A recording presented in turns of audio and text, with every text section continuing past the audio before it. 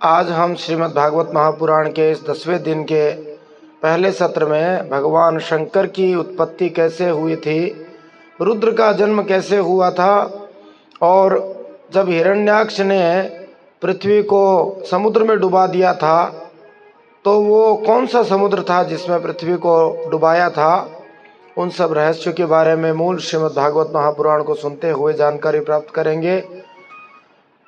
आज 10वें दिन का यह पहला सत्र है। पुरुषोत्तम मास में ज़्यादा से ज़्यादा हरिनाम संकीर्तन जप और हरि कथा सुननी चाहिए, उससे भगवान की विशेष कृपा होती है।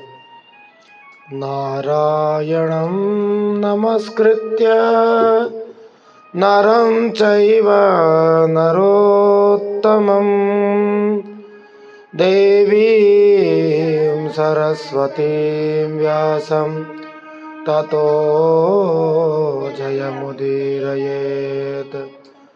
कृष्णं द्वैपायनं वन्दे कृष्णं वन्दे व्रजप्रियं कृष्णं नारायणं वन्दे कृष्णं वन्दे पृथासुतम्।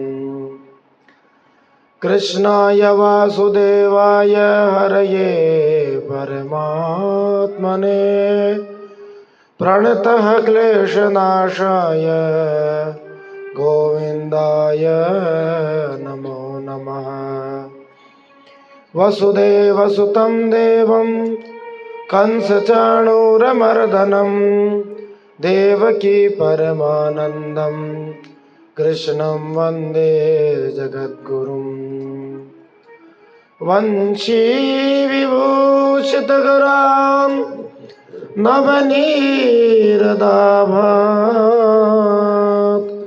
पीताम्बरा दरुणबिम्बफलादरोष्ठात् पूर्णेन्दुसुन्दरमुखा दरविन्दनेत्रात् कृष्णात् परं किमपि तत्त्वमहं न जाने।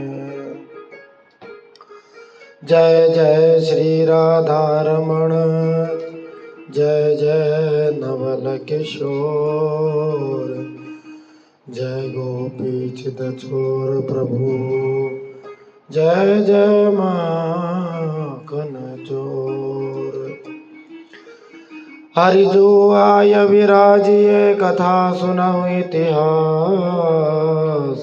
तुम श्रोता हरि कथा के तुम पद रज हम दास। राधे राधे गोविंद गोविंद राधे राधे राधे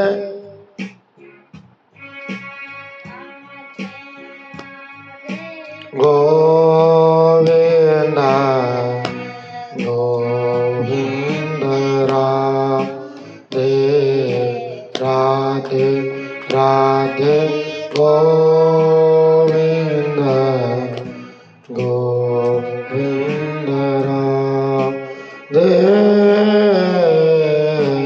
राधे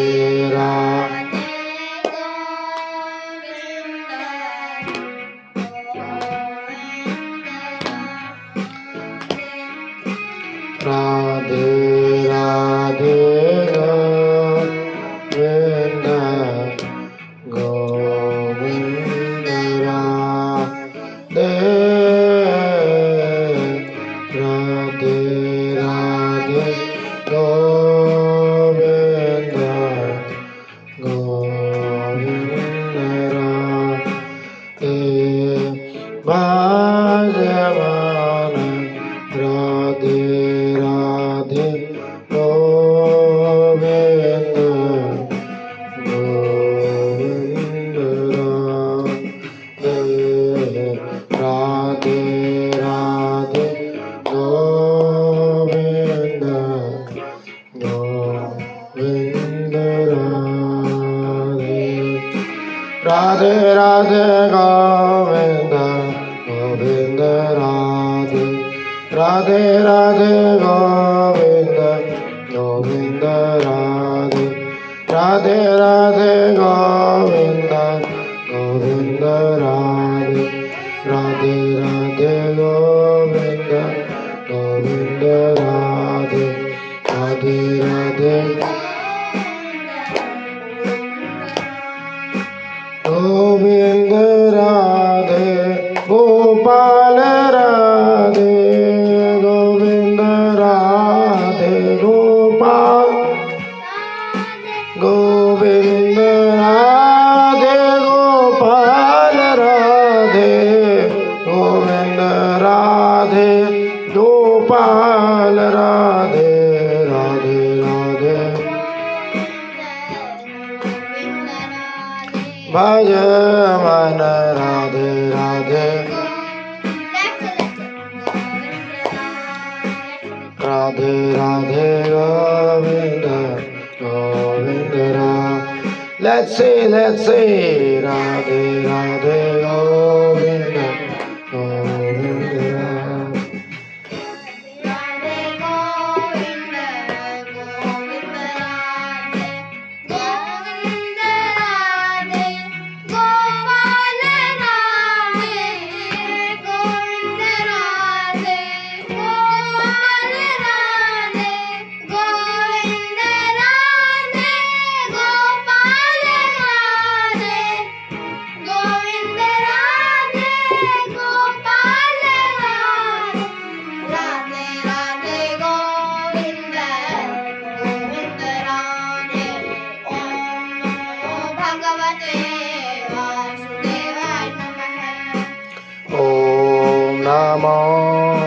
भगवते वासुदेवाय ओम नमो भगवते वासुदेवाय ओम नमो भगवते वासुदेवाय ओम नमो भगवते वासुदेवाय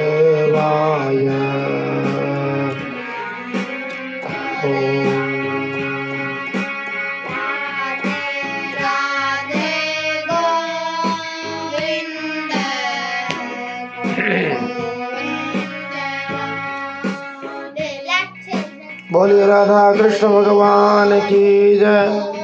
श्रीमद् भागवत महापुराण की जय। श्री सुखदेव जी महाराज की जय। परीक्षित महाराज की जय। अनंत कोटि सब संत महात्माओं वैष्णवों हरिभक्तों की जय।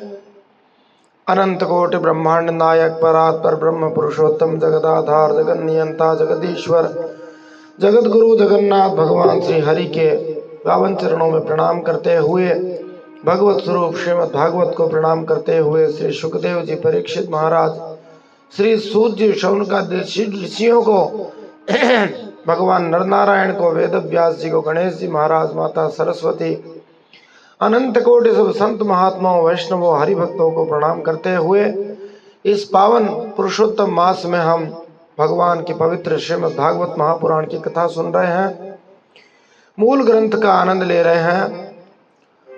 तो हम तीसरे स्कंद के 5वें अध्याय का श्रवण कर रहे थे कल पिछले सत्र में। तब हमने जाना था कि किस प्रकार विदुर जी और मैत्रेय जी की भेंट होती है और जब दो भक्त मिलते हैं तब वे आपस में केवल भगवान से संबंधित बातें पूछते हैं।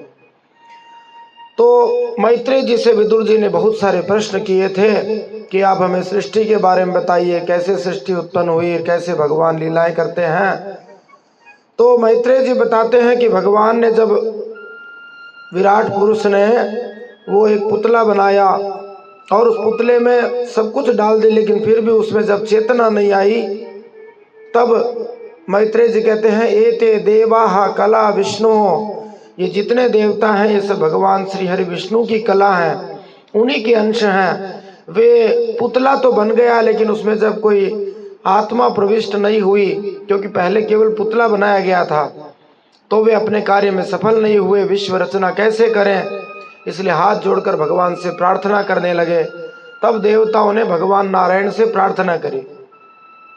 इसका मतलब ये हुआ कि भगवान के बिना हम कुछ नहीं है, जो कुछ है सब भगवान के कारण से ही है। जब तक हमारे अंदर भगवान की शक्ति है, भगवत तत्व है, तब तक हमारा अस्तित्व है। भगवत तत्व के प्रवेश के बाद ही हम कुछ कर सकते हैं। और एक तरफ जैसे ही भगवान हमारे हृदय से निकले, माने आत्मा निकली, तो समझो उसका अस्तित्व नहीं। इस सृष्टि के आरंभ में ये बात दिखा रहे हैं और हमेशा ये बात रहेगी। और विज्ञान पूरा दो ही चीज़ों पर चलता है, फिजिक्स जो है दो ही चीज़ों पर चलता है, एक होता है मैटर और एक होता है एनर्जी। मैटर सबको दिखता है, पदार्थ दिखता है, लेकिन एनर्जी दिखाई नहीं देती। वो एनर्जी भगवान है और उनके बिना कुछ नहीं हो सकता। इसलिए देवता लोग भगवान से प्रार्थना करते कि हे प्रभु, आपने ये पुतला तो बना दिया, मानो शरीर बना दिए, लेकिन इसमें किसी प्रकार से जो है ऊर्जा नहीं मिल रही है और हम सभी लोग आपके बिना बड़े दुखी हो रहे हैं, हमें शांति नहीं मिल रही। और निश्चित रूप से भगवान के बिना शांति मिल भी कैसे सकती है। भक्त लोग गाया करते हैं, हरि भजन बिना सुख शांति नहीं। गुजराती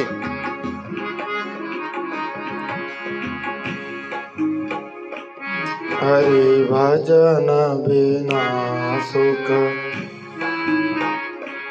हरि भजन बिना सुख शांति नहीं, हरि भजन बिना सुख शांति नहीं, हरि नाम बिना विश्रांति नहीं, हरि नाम बिना विश्रांति नहीं, हरि भजन बिना सुख शांति नहीं। तो भगवान के भजन के बिना शांति नहीं। इसलिए देवता कहते हैं, हे भगवान, हम आपके चरणों की ज्ञानमयी छाया का आश्रय लेते हैं। आप हम पर आशीर्वाद प्रदान कीजिए, हमारे को शक्ति दीजिए। देवता लोग भगवान की स्तुति करते हुए कहते हैं, वे पापी लोग हैं जो आपके भक्तों का दर्शन नहीं कर पाते, इसीलिए वे आपके चरणों से दूर रहते हैं। मानो भगवान के दर्शन करने का उपाय भगवान के भक्त हैं। यदि भगवान के भक्तों के पास जाएंगे ही नहीं, तो भगवान के भक्त कहाँ से हरि कथा सुनाएंगे, कहाँ से हरि के उस दिव्य विज्ञान का बोध कराएंगे जिससे वो व्यक्ति भगवान के अंदर लग सके। देवता लोग कहते हैं, ब्रह्मांड रचना के लिए आप हमें क्रिया शक्ति सहित अपनी ज्ञान शक्ति भी प्रदान कीजिए। त्वम नः स्वचक्षुः परिदेहि, आप हमें अपनी दिव्य दृष्टि प्रदान कीजिए, आप हमारी सहायता कीजिए और इस पुतले में प्रवेश कीजिए। भगवान ने जब देवताओं की प्रार्थना सुनी, तब भगवान नारायण अपनी शक्ति से उस समुदाय में माने शरीर में प्रविष्ट हो गए। वह शरीर ही, और फिर जब जैसे ही परमात्मा ने प्रवेश किया, उसमें ऊर्जा आ गई। यह विराट पुरुष ही प्रथम जीव होने के कारण समस्त जीवों का आत्मा भी है और जीव रूप होने के कारण परमात्मा का अंश भी है और प्रथम अभिव्यक्त होने के कारण भगवान का आदि अवतार भी है। ये बड़ी विचित्र पहेली सी है। भगवान ही सब कुछ हैं, तो समझने की बात इतनी है, बन गए आप अकेले सब कुछ। जैसे कल उदाहरण बताया था कि एक व्यक्ति जब बेटा हो जाता तो पिता बन जाता है और फिर वो दादा बन जाता है। तो ये बड़ी विचित्र पहेली है। कहते भगवान शंकर का जब विवाह हो रहा था, तो आगे आज जैसे हम सुनेंगे कि भगवान शंकर की उत्पत्ति ब्रह्मा जी से हुई थी और ब्रह्मा जी की उत्पत्ति नारायण से हुई। तो ब्याह में 3 गोत्र बोले जाते हैं, 3 पीढ़ी के नाम और गोत्र। तो शिव जी को जब बुलवाया गया संकल्प, तो कहा अस्मत् पितुः, तो बोले ब्रह्मदेवस्य, ब्रह्मा जी का नाम ले दिया। अस्मत् प्रपितुः, हमारे परदादा, तो भगवान विष्णु का नाम ले दिया। और फिर कहा कि आपके परदादा, तो शिव जी बोले विष्णु जी का बापू कोई है ही नहीं, वे तो सबके आदि हैं। इसलिए शिव जी बोले कि फिर हम ही हो गए परदादा। तीसरी पीढ़ी है ही नहीं हमारे तो जो है यही 2 ही पीढ़ी है। तो वास्तव में भगवान ही आत्मा है, वे ही आत्मा का अंश और वे खुद ही भगवान है। ये बड़ा खेल विचित्र है। फिर भगवान ने क्या किया, अध्यात्म, अधिभूत और अधिदैव रूप से 3 प्रकार की रचना करी और 10 प्रकार के प्राणों की रचना करी। हमारे शरीर में 10 प्रकार के प्राण होते हैं। ध्यान देने योग्य बात है। 10 प्राण कौन से हैं? पहले तो उनके नाम सुनो। हम तो सोचते एक ही प्रकार का प्राण वायु होता है। प्राण रूप से 10 प्रकार होते हैं। प्राण, अपान, उदान, समान, व्यान, ये तो 5 प्रमुख वायु रहती है शरीर में। इसके अलावा नाग, कूर्म, कृकल, देवदत्त और धनंजय, ये 5 और हो गई। इस प्रकार कुल 10 प्रकार की प्राणवायु है। अब इनका मतलब क्या है? देखो, जब हम श्वास लेते हैं ना नाक से ऑक्सीजन, उसको प्राणवायु कहते हैं, वो सबसे ज़्यादा इम्पोर्टेंट है। उसके अलावा दूसरी जो सबसे इम्पोर्टेंट वायु है उसको अपान वायु कहते हैं, जो हमारे और गुदा द्वार से निकलती है। जब गैस आदि होती है उसको हम अपान वायु कहते हैं। उसको हम सरल भाषा में समझ सकते हैं, पर वो नीचे के देश में, नीचे स्थान में रहती है। तीसरी वायु होती है, उसको समान वायु कहा जाता है। समान वायु क्या करती है? भोजन को पेट के अंदर ठीक करती है। और कभी कभी हम इसको डकार के रूप में अनुभव करते हैं। जो डकार आती है हमको, उसे समान वायु कहा जाता है। इसी तरह से वायु का एक प्रकार है जिसको उदान कहा जाता है। कभी कभी ये गले से होकर जाती है और जैसे कहते हैं दम घुट रहा है, तो वो दम घुटने वाली वायु ये है। तो जब उदान वायु रुक जाती है तब समझो दम घुटता है। इसी तरह 5वीं वायु है व्यान। व्यान मानी जो सर्वत्र है, मानी पूरे शरीर में घूमती रहती वायु, जिसको हम बाय बोलते हैं, या हमारे गैस हो गई, बोलते हैं ना वायु हो गई, बाय हो गई, वो ये व्यान वायु है जो शरीर में घूमती है। और खाने पीने की जब गड़बड़ होती है तो वो एक जगह जाके कहीं अटक जाती है। इसी तरह से 5 अन्य वायु और हैं। इनमें एक नाग वायु है जो हमारी आँख और मुख को खोलने में सहायक होती है, इसलिए उसको नाग वायु कहते हैं। एक वायु है जिसको कृकल वायु कहते हैं। यह है भूख बढ़ाने वाली वायु है। कृकल वायु अंदर की भूख बढ़ाती है। इसी तरह से एक कूर्म वायु है। कूर्म जैसे कछुआ होता है, वो अपने आप को समेट लेता है। ऐसे जो वायु संकुचन में सहायक होती है, हो सकता है प्राणायाम में विशेष काम आती है, उसको कूर्म वायु कहते हैं। और इसी तरह से जब हम अंगड़ाई लेते हैं और जब मुंह खोलते हैं तो हमें जो विश्राम मिलता है, ऑक्सीजन की कमी पूरी होती है, उसको देवदत्त वायु कहते हैं।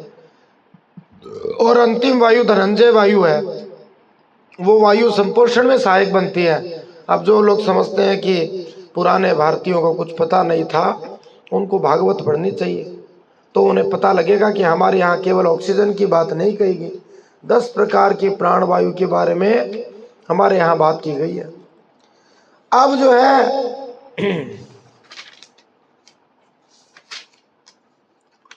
मैत्रेय जी कहते हैं कि सब लोगों को उन भगवान नारायण की ही पूजा करनी चाहिए। जब श्री हरि प्रसन्न हो जाते हैं तो फिर सब प्रसन्न हो जाते हैं।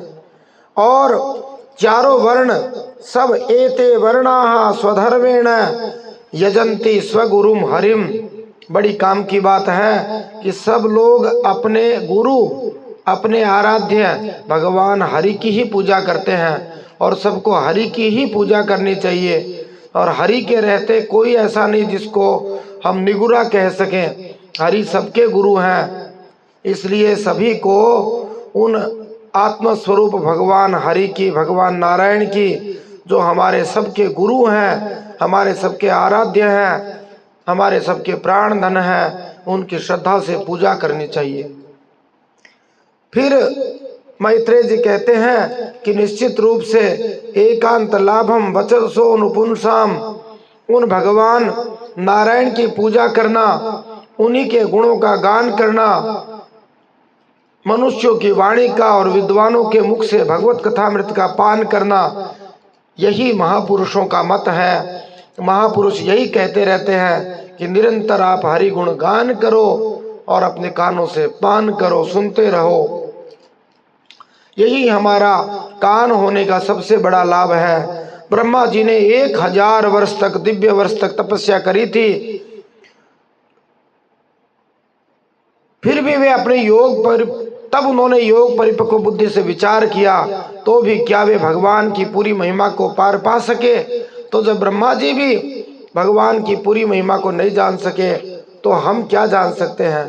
तो इसका अर्थ ये नहीं लगाने ला चाहिए कि जब ब्रह्मा जी नहीं जान सके तो हम जानने में क्यों रुचि दिखाएं, हमें इतना क्या मतलब है। इसका मतलब ये हुआ कि जो भक्त हैं उनको तो जानने का प्रयास करना चाहिए। जो कूपमंडूक होता है ना, वो ये आपत्ति उठा सकता है कि यदि श्री भगवान वाणी, मन और अहंकार के नियंता देवों द्वारा, ब्रह्मा जी के द्वारा, शंकर जी के द्वारा, बृहस्पति वेद के द्वारा भी नहीं जाने जा सकते, तो फिर भक्तगणों को क्या मतलब है कि वो भगवान के बारे में जाने? वे क्यों रुचि दिखाए भी? पता नहीं, ठीक है छोड़ो जय सिया राम। नहीं, उत्तर ये है कि भक्तों को श्री भगवान की लीलाओं को जानने में आनंद मिलता है। वह निश्चय ही अभक्तों और मानसिक चिंतकों के लिए अज्ञात है। यदि कोई दिव्य आनंद का आस्वाद नहीं कर लेता तो स्वाभाविक है कि वह अपने चिंतन और मन गढ़ंत निष्कर्षों से वापस लौट आएगा, क्योंकि वह उन्हें न तो वास्तविक मानेगा न आनंदवर्धक मानेगा। इसलिए भले ही भगवान को पूरा कोई न जान सके, लेकिन भगवान के बारे में जानने में आनंद तो आता ही है। जैसे कोई पूरी रोटी न खा सके, ऐसे तो धरती पे अनाज इतना है कि कोई नहीं खा सकता पूरा, लेकिन थोड़ा थोड़ा करके हम रोज रोज खाते ही रहते हैं ना। वैसे ही थोड़ा थोड़ा करके भगवान के बारे में सुनते रहना चाहिए, जानते रहना चाहिए। शर्त एक ये है कि पूरा जानने का प्रयास करना चाहिए, प्रामाणिक रूप से, और शास्त्रों को पढ़ने का प्रयास करना चाहिए। यहाँ बात आई कि सभी वर्णों को भगवान की पूजा करनी चाहिए, तो निश्चित रूप से धर्म की सिद्धि का मूल सेवा है, और सेवा के बिना कोई भी धर्म सिद्ध नहीं होता। इसलिए सब धर्मों की मूलभूत सेवा ही जिसका धर्म है वह सब वर्णों में महान कहा गया है, और वो अपने नाम से ही चिढ़ते हैं कि हमें ऐसा क्यों कहते हैं। ब्राह्मण का धर्म मोक्ष के लिए है, क्षत्रिय का धर्म रक्षा करने के लिए है, वैश्य का धर्म अर्थ के लिए है, और शूद्र का धर्म धर्म के लिए है। इस प्रकार पहले 3 वर्णों के धर्म तो दूसरे के लिए है, लेकिन शूद्र का धर्म अपने लिए है। इसलिए इसकी वृत्ति से भगवान प्रसन्न हो जाते, बहुत जल्दी प्रसन्न हो जाते। अब शास्त्रों में इतनी सुविधा दी कि यदि कोई इस तरह का अपवित्र अवस्था में हो, मंदिर का दर्शन न कर सके, तो वो मंदिर की ध्वजा को देख ले, सुदर्शन चक्र को देख ले, तो उसका वो दर्शन माना जाएगा। लेकिन जबरदस्ती कई लोग जो है अपवित्र होते हैं, गंदे होते हैं, नहाते नहीं हैं, तब भी वे वहाँ जाना चाहते हैं। पिछले कई दिनों से एक केरल का स्थान है सबरीमाला, उसके बारे में केस चला रखा है। वो एक थी महिला जो जिद कर रखी है कि वो भगवान ब्रह्मचारी हैं, और वहाँ ब्रह्मचारी ही जाते हैं, स्त्रियां जाती नहीं हैं। तो जबरदस्ती जिद लगा रखी है कि कोर्ट में वो केस चला रखा है कई दिनों से, कोर्ट की कई खंडपीठ उसमें विचार कर रही है, ये कर रही है, वो कर रही है। तो ऐसा क्यों करते पता नहीं। मैत्रेय जी कहते हैं कि जिन भगवान तक मन वाणी कुछ नहीं पहुंच सकती, और ये जो श्लोक है एकदम ऐसा का ऐसा तैत्तरीय उपनिषद में दिया है। श्लोक देखो 40, यतो प्राप्य निवर्तन्त वाचश्च मनसा सह अहम चान्य इमे देवास्तस्मै भगवते नमः। ऐसा ही मंत्र तैत्तरीय उपनिषद के ब्रह्मानंद वल्ली में दिया। यतो वाचा निवर्तन्ते अप्राप्य मनसा सह आनंदम ब्रह्मणो विद्वान, जहाँ पहुंचकर मन वाणी सब रुक जाते हैं, क्योंकि भगवान इतने असीम अनंत हैं कि उनका कोई पार नहीं पा सकता, कुछ बता ही नहीं सकता। गूंगे को गुड़ खिला दिया जाए, अब गूंगा जो है क्या बता सकता है कि गुड़ कैसा है? वो तो स्वयं संवेद्य वस्तु है। इसलिए कहा जाता है कि परमात्मा विषयक अनुभव को अपने अनुभव से, अपने मन से, अपने हृदय से जानने का प्रयास करना चाहिए।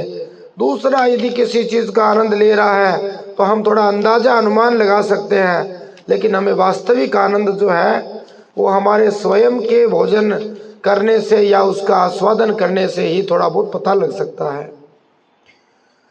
विदुर जी महाराज मैत्रेय जी से कहते हैं कि भगवान तो शुद्ध बोध स्वरूप निर्विकार निर्गुण है, उनके साथ लीला से भी गुण और क्रिया का संबंध कैसे हो सकता है।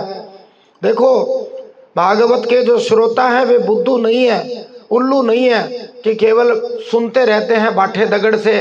और आजकल के तो श्रोताओं की स्थिति ये आ गई, जब गंभीर बात आती है तो श्रोता लोग नींद में आलस में हो जाते हैं, उनको ध्यान ही नहीं क्या चल रहा है। और जैसे ही भजन की डम डम बजी, डमरू बजी, वहाँ ऐसे सावधान होके लग जाते हैं और नाचने लग जाते हैं, जैसे उनके जैसा कोई नचनिया नर्तक नहीं, उनके जैसा कोई भक्त नहीं, उनके जैसा कोई कीर्तनिया नहीं। और वो समझ में कुछ नहीं आता, खाली तरह तरह के दौड़ दौड़ दौड़ दौड़ दौड़ दौड़ बजते रहते हैं। ये प्रबुद्ध श्रोता नहीं होता। विदुर जी जैसे, परीक्षित जी जैसे, शौनकादि ऋषियों जैसे, ये सब जो है ना प्रबुद्ध श्रोता हैं, इसलिए बीच में प्रश्न भी कठिन पूछते हैं।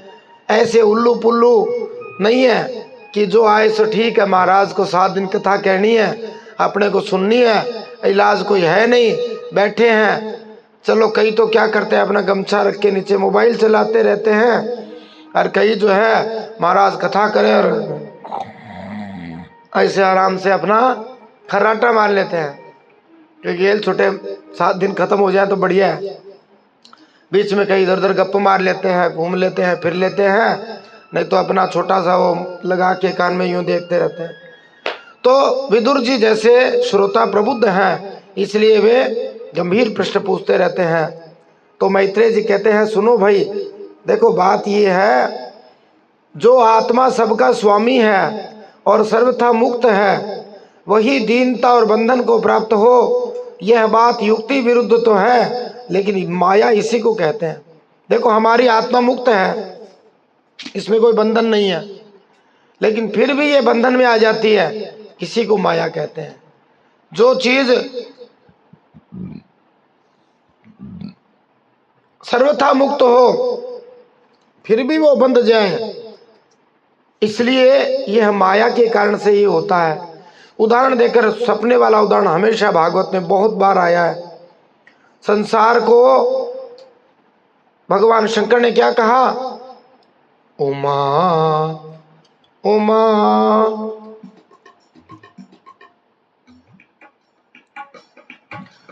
उमा कहूँ मैं अनुभव अपना, उमा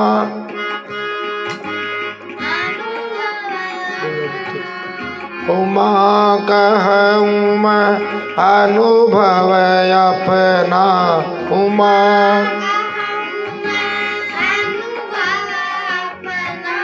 सत हरि भजन जगत सब सपना, सत हरि भजन।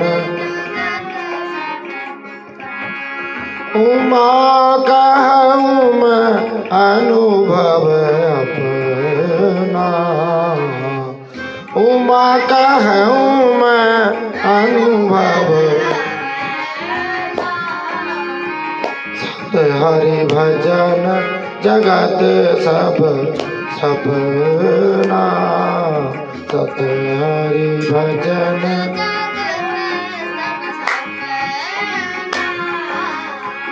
जय सिया राम, जय जय सिया राम, जय सिया राम, जय जय सिया राम, जय सिया राम, जय जय सिया राम, जय सिया राम, जय जय सिया राम, जय सिया राम, जय जय सिया राम, जय जय सिया राम, जय सिया राम, जय।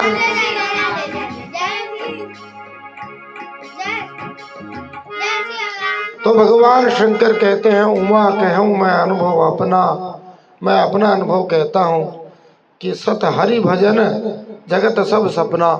यह संसार सपने जैसा ही है।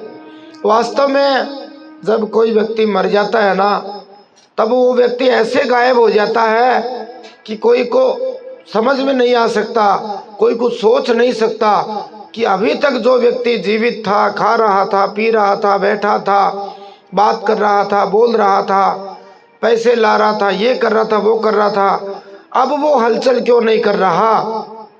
इसलिए संसार को सपना ही बताया है। हमारे जो पूर्वज चले गए, बाप दादा आदि रिश्तेदार जो भी, और हमारे सामने भी भले ही वो चले गए हों, तो हम उनको देखते हैं और 5, 10, 15 दिन बाद हमें लगता है कि वो कहाँ चले गए, कोई कह नहीं सकता क्या हो गया। एक कोई वो मुगल काल की बात है, एक कोई वो था छोटा मोटा कोई राजा, वो कहीं आक्रमण करने जा रहा था, तो उसने एक जगह देखा कि आक्रमण में हाथियों का वो चल रहा था लश्कर, उस पर बैठ के वो सामान लेके जा रहे थे। तो उसमें से एक जगह वो कई लोग रुक गए, तो वो वहां जाकर के देखा, पूछा, बोलो भीड़ कैसे लगी है, आगे क्यों नहीं बढ़ रहे? बोलो ये हाथी मर गया। तो वो हाथी ऐसे सोया हुआ था, मर गया मतलब?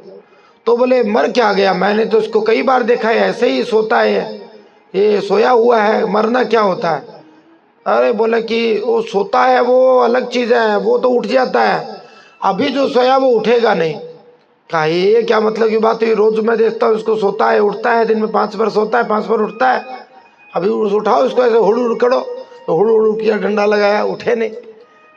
तब उसको कई लोगों ने समझाया कि उस समय जो उठने वाला था वो अंदर बैठा था, अब वो अंदर बैठा निकल गया। मतलब क्या हुआ इसका? मतलब ये हुआ कि इसमें रूह थी, आत्मा थी, वो परमात्मा का अंश, खुदा का अंश, वो निकल गया, अब ये हलचल नहीं करेगा, अब ये मरा हुआ है, तो अब क्या करेंगे इसका? बोले इसको दफना दो, जो भी कर दो। तब उसको ज्ञान हुआ, अरे इतनी बड़ी चीज है हमारे पास, हमको पता ही नहीं। हम जिस शरीर को ही सब कुछ माने बैठे हैं, उस शरीर को चलाने वाली जो शक्ति हमारे अंदर विराजमान है, उस शक्ति के बारे में हम जानते ही नहीं। तो इसलिए इस संसार को सपने की तरह कहा गया है। देखो सपने में जब हमें लगता है कि हमारा कोई सिर काट रहा है या कोई हमें घाटा हो रहा है व्यापार में, तो हमें सपने में अज्ञान के कारण वो सच्चा लगता है। कभी कभी तो सपने में भी सपना आ जाता है, और किसी किसी को कभी कभी ऐसा ज्ञान हो जाता है कि ये सपना ही है, छोड़ो, लेकिन फिर भी जैसे सपने में सच्चा जैसा लगता है, और वैसे जीव को बंधन आदि अज्ञानता के कारण भासते हैं। अब ये माया टूटे कैसे? तो सपने में जो हमें चीजें दिख रही हैं उनसे छूटने के लिए क्या करना है? जाग जाओ, जागते ही सपना दूर। ऐसे ही जानिए तब ही जीव जब जागा, जब सब विषय विलास विरागा, जिसको विषयों से वैराग्य हो गया वो समझ लो जाग गया। विदुर जी मैत्रेय जी से फिर कहते हैं, देखो श्रोता वक्ता की बात चल रही है, तो ये ध्यान देने वाली है बात कि कथाएं जो है, this is a two way traffic, incoming outgoing दोनों जरूरी है। श्रोता जैसे प्रश्न पूछते हैं वैसी ही कथा चलती है। अब श्रोता जब सोए रहते हैं तो वक्ता का आधा काम तो इसी पे ध्यान रहता है कि वो सोए नहीं, वो बोले नहीं, वो मोबाइल ना चलाए, इसलिए वो गंभीर बातें निकाल नहीं सकता। वक्ता महत्वपूर्ण नहीं होता कथा में, कथा में श्रोता महत्वपूर्ण होता है। श्रोता जिस लगन से, जिस भाव से कथा सुनता है, वक्ता वैसे ही बोलता है। अब कई श्रोता तो ऐसे होते हैं जिनको कथा शुरू होते ही भूख लगती है। अब वक्ता जब खाते हुए को देखेगा तो फिर वक्ता को लगेगा यार मेरा समझाना बेकार है, ये उसी पेट के पीछे, उसी रोटी के पीछे पड़े हैं, यही काम है खाली। तो विदुर जी महाराज मैत्रेय जी से कहते हैं कि हे प्रभु, हे गुरुदेव, संसार में 2 ही लोग सुखी हैं। ये ध्यान देने वाली बात है, संसार में 2 ही लोग सुखी हैं, बीच वाले बाकी सब दुखी हैं। कौन से 2 लोग सुखी हैं? तो देखो श्लोक 17 में बताया कि यश्च मूढ़ तमो लोके यश्च बुद्धि परम गतः तावुभौ सुख में देते क्लिश्यत्यंतरितो जना। संसार में 2 ही लोग सुखी हैं, या तो कोई एकदम मूर्ख हो। देखो मूर्ख व्यक्ति होता है ना, उसको कोई कष्ट समझ में नहीं आता, वे हंसी खुशी के साथ अपना जीवन बिताते रहते हैं और जीवन के क्लेशों के विषय में जिज्ञासा भी नहीं करते। ऐसे लोग लगभग पशुओं के स्तर पर रहते हैं। जो भौतिक क्लेशों में अवगत नहीं रहते, यद्यपि श्रेष्ठ लोगों की नजरों में वे सदा दुखी रहते हैं। सूकर का जीवन सुख के मानदंड के अनुसार गिरा हुआ है। गंदे स्थान में रहना, गंदी चीज खाना, जीवन के लिए संघर्ष करना, और ऐसे सूकर को खुद को पता नहीं होता, वो उसी में आनंद लेता है। तो सूकर के जीवन को खुद को तो पता नहीं, लेकिन दूसरे को तो पता है। ऐसे ही जो लोग हरि भक्ति नहीं करते, मूर्खता में जी रहे हैं, जिनको लगता है शरीर ही सब कुछ है, मरने के बाद कुछ नहीं है, वे लोग इसी मूर्खता की श्रेणी में हैं और वे वास्तव में सुखी नहीं है। जो एकदम बुद्धू हो, जिसको बिल्कुल ज्ञान न हो, वही सुखी रह सकता है। तो वो कितने दिनों तक सुखी रह सकता है, ये एक अलग विषय भी है। वास्तविक सुख तो बुद्धि से परे जाने में है, परमात्मा तत्व को जानने में आनंद है। दो लोग सुखी हैं, या तो बुद्धू या बुद्धि से परे गया, या तो बुद्धू या बुद्धि से परे गया। ये दो ही लोग संसार में सुखी हैं। इनमें भी जो वास्तव में बुद्धि से परे गया है, वो शाश्वत सुख में है। यूँ तो हम जब रात को नींद में सोते हैं तो हमको सुख की अनुभूति होती है, लेकिन जब हमको कोई 10-15 दिन के लिए सोने के लिए कह दे तो हमें वो सुख नहीं लगेगा, हमें दुख लगेगा। यूँ तो हम किसी चीज़ को खाते हैं तो हमें सुख लगता है, लेकिन कुछ समय बाद वही दुख का कारण बन जाती है। इसलिए विदुर जी कहते हैं कि निश्चित रूप से जो भगवत तत्व को जान चुके हैं, भगवान को प्राप्त कर चुके हैं, वे ही सुखी हैं। बीच वाले सब दुखी हैं। कोई तन दुखी, कोई मन दुखी, कोई धन हित रहत उदास। कोई तन दुखी, कोई मन दुखी, कोई धन हित रहत उदास। थोड़े थोड़े सब दुखी, सुखी राम का दास। तो जो मनुष्य भौतिक जगत के कष्ट से अवगत नहीं होते और यौन जीवन और कठिन श्रम में सुखी रहते हैं, वे निकृष्टतम मूर्ख हैं। फिर भी चूंकि उन्हें कष्टों का कोई ज्ञान ही नहीं होता, वे तथाकथित सुख को भोगते लगते हैं। अन्य श्रेणी के लोग हैं, वे मुक्त हैं, बुद्धि से परे गए हैं, सुखी हैं, परमहंस हैं। ये दो ही लोग संसार में सुखी हैं, इनके अलावा कोई सुखी नहीं है। विदुर जी कहते हैं, श्रोता भी पूरी बात करता है, लंबी बात करते हैं। विदुर जी कहते हैं कि हे मैत्रेय जी, महात्मा लोग भगवान की प्राप्ति के साक्षात मार्ग होते हैं। भगवान की प्राप्ति का मार्ग यदि किसी को चाहिए तो उसे भगवान के प्रेमी महात्माओं भक्तों का संग करना चाहिए। और क्योंकि महात्मा लोग सदा हरि का गुणगान करते रहते हैं। देखो, भक्त लोग जो हैं किसी शरीर को, व्यक्ति को महत्व नहीं देते। जैसे पीछे हमने पढ़ा था कि विदुर जी जैसे भक्त इतने ऊंचे हैं कि वे तीर्थों को भी तीर्थ कर देते हैं, तीर्थों को पवित्र कर देते हैं। क्यों भाई? इसलिए कर देते हैं कि वे अपने हृदय में, अपने अंतःकरण में सदा हरि का ध्यान करते हैं। उनकी जीभ पर सदा हरि का नाम रहता है, उनके कानों में सदा हरि की कथा रहती है, इसलिए वे सबको पवित्र करते हैं। इसलिए जो भगवान का भक्त अपने आप को कहे और यदि उसको भगवान की कथा अच्छी नहीं लगे, यदि वो भगवान की लीला का गुणगान न करे, यदि उसकी जीभ भगवान का नाम जप न करे, उसके कान हरि की कथा न सुने, तो समझ लीजिए कि वह कोई काम का नहीं है। तो विदुर जी कहते हैं कि महात्मा लोग सदा हरि गुणगान करते हैं, और जिनके पुण्य कम होते हैं ना, उनको ऐसे भक्तों के साथ रहने का अवसर भी कम ही मिलता है। बड़े पुण्य के बाद भगवान की कृपा से ही भगवान के भक्तों के साथ रहने का अवसर मिलता है। बहुत लंबी चौड़ी बात विदुर जी भगवान के भक्तों की बताते हैं, और अंत में एक बड़ी काम की बात कहते हैं। सर्वे वेदाश्च यज्ञाश्च तपोदानानि च नघ जीवा भय प्रदानस्य न कुर्वीरन कलामपि। सबसे बड़ी बात बता रहे हैं, संसार में सबसे बड़ी बात क्या है? सबसे बड़ी बात, देखो, कोई खूब वेदों का अध्ययन करे, खूब बड़े बड़े यज्ञ करे, यज्ञ करवाए, खूब तपस्या करे, खूब दान करे, उनसे जो पुण्य होगा वह पुण्य उस एक पुण्य के सामने कुछ भी नहीं है। और वो पुण्य कौन सा है? भगवत तत्व के उपदेश द्वारा जीव को जन्म मृत्यु से छुड़ाकर उसे अभय कर देना। सेठ जी जयदयाल जी गोविंद का तो कहते थे, करोड़ों आदमियों को भोजन कराने से ज्यादा पुण्य एक आदमी को भगवान में लगाने में है। कुछ लोग कहते हैं भोजन दान बड़ा दान है। निश्चित रूप से अन्नदान परम दान है, भोजन दान बड़ी बात है, लेकिन शास्त्र बार बार कहते हैं आप किसी को भोजन का दान करेंगे तो वो कुछ समय बाद फिर से उसको भूख लग जाएगी और फिर उसको अन्न देना पड़ेगा।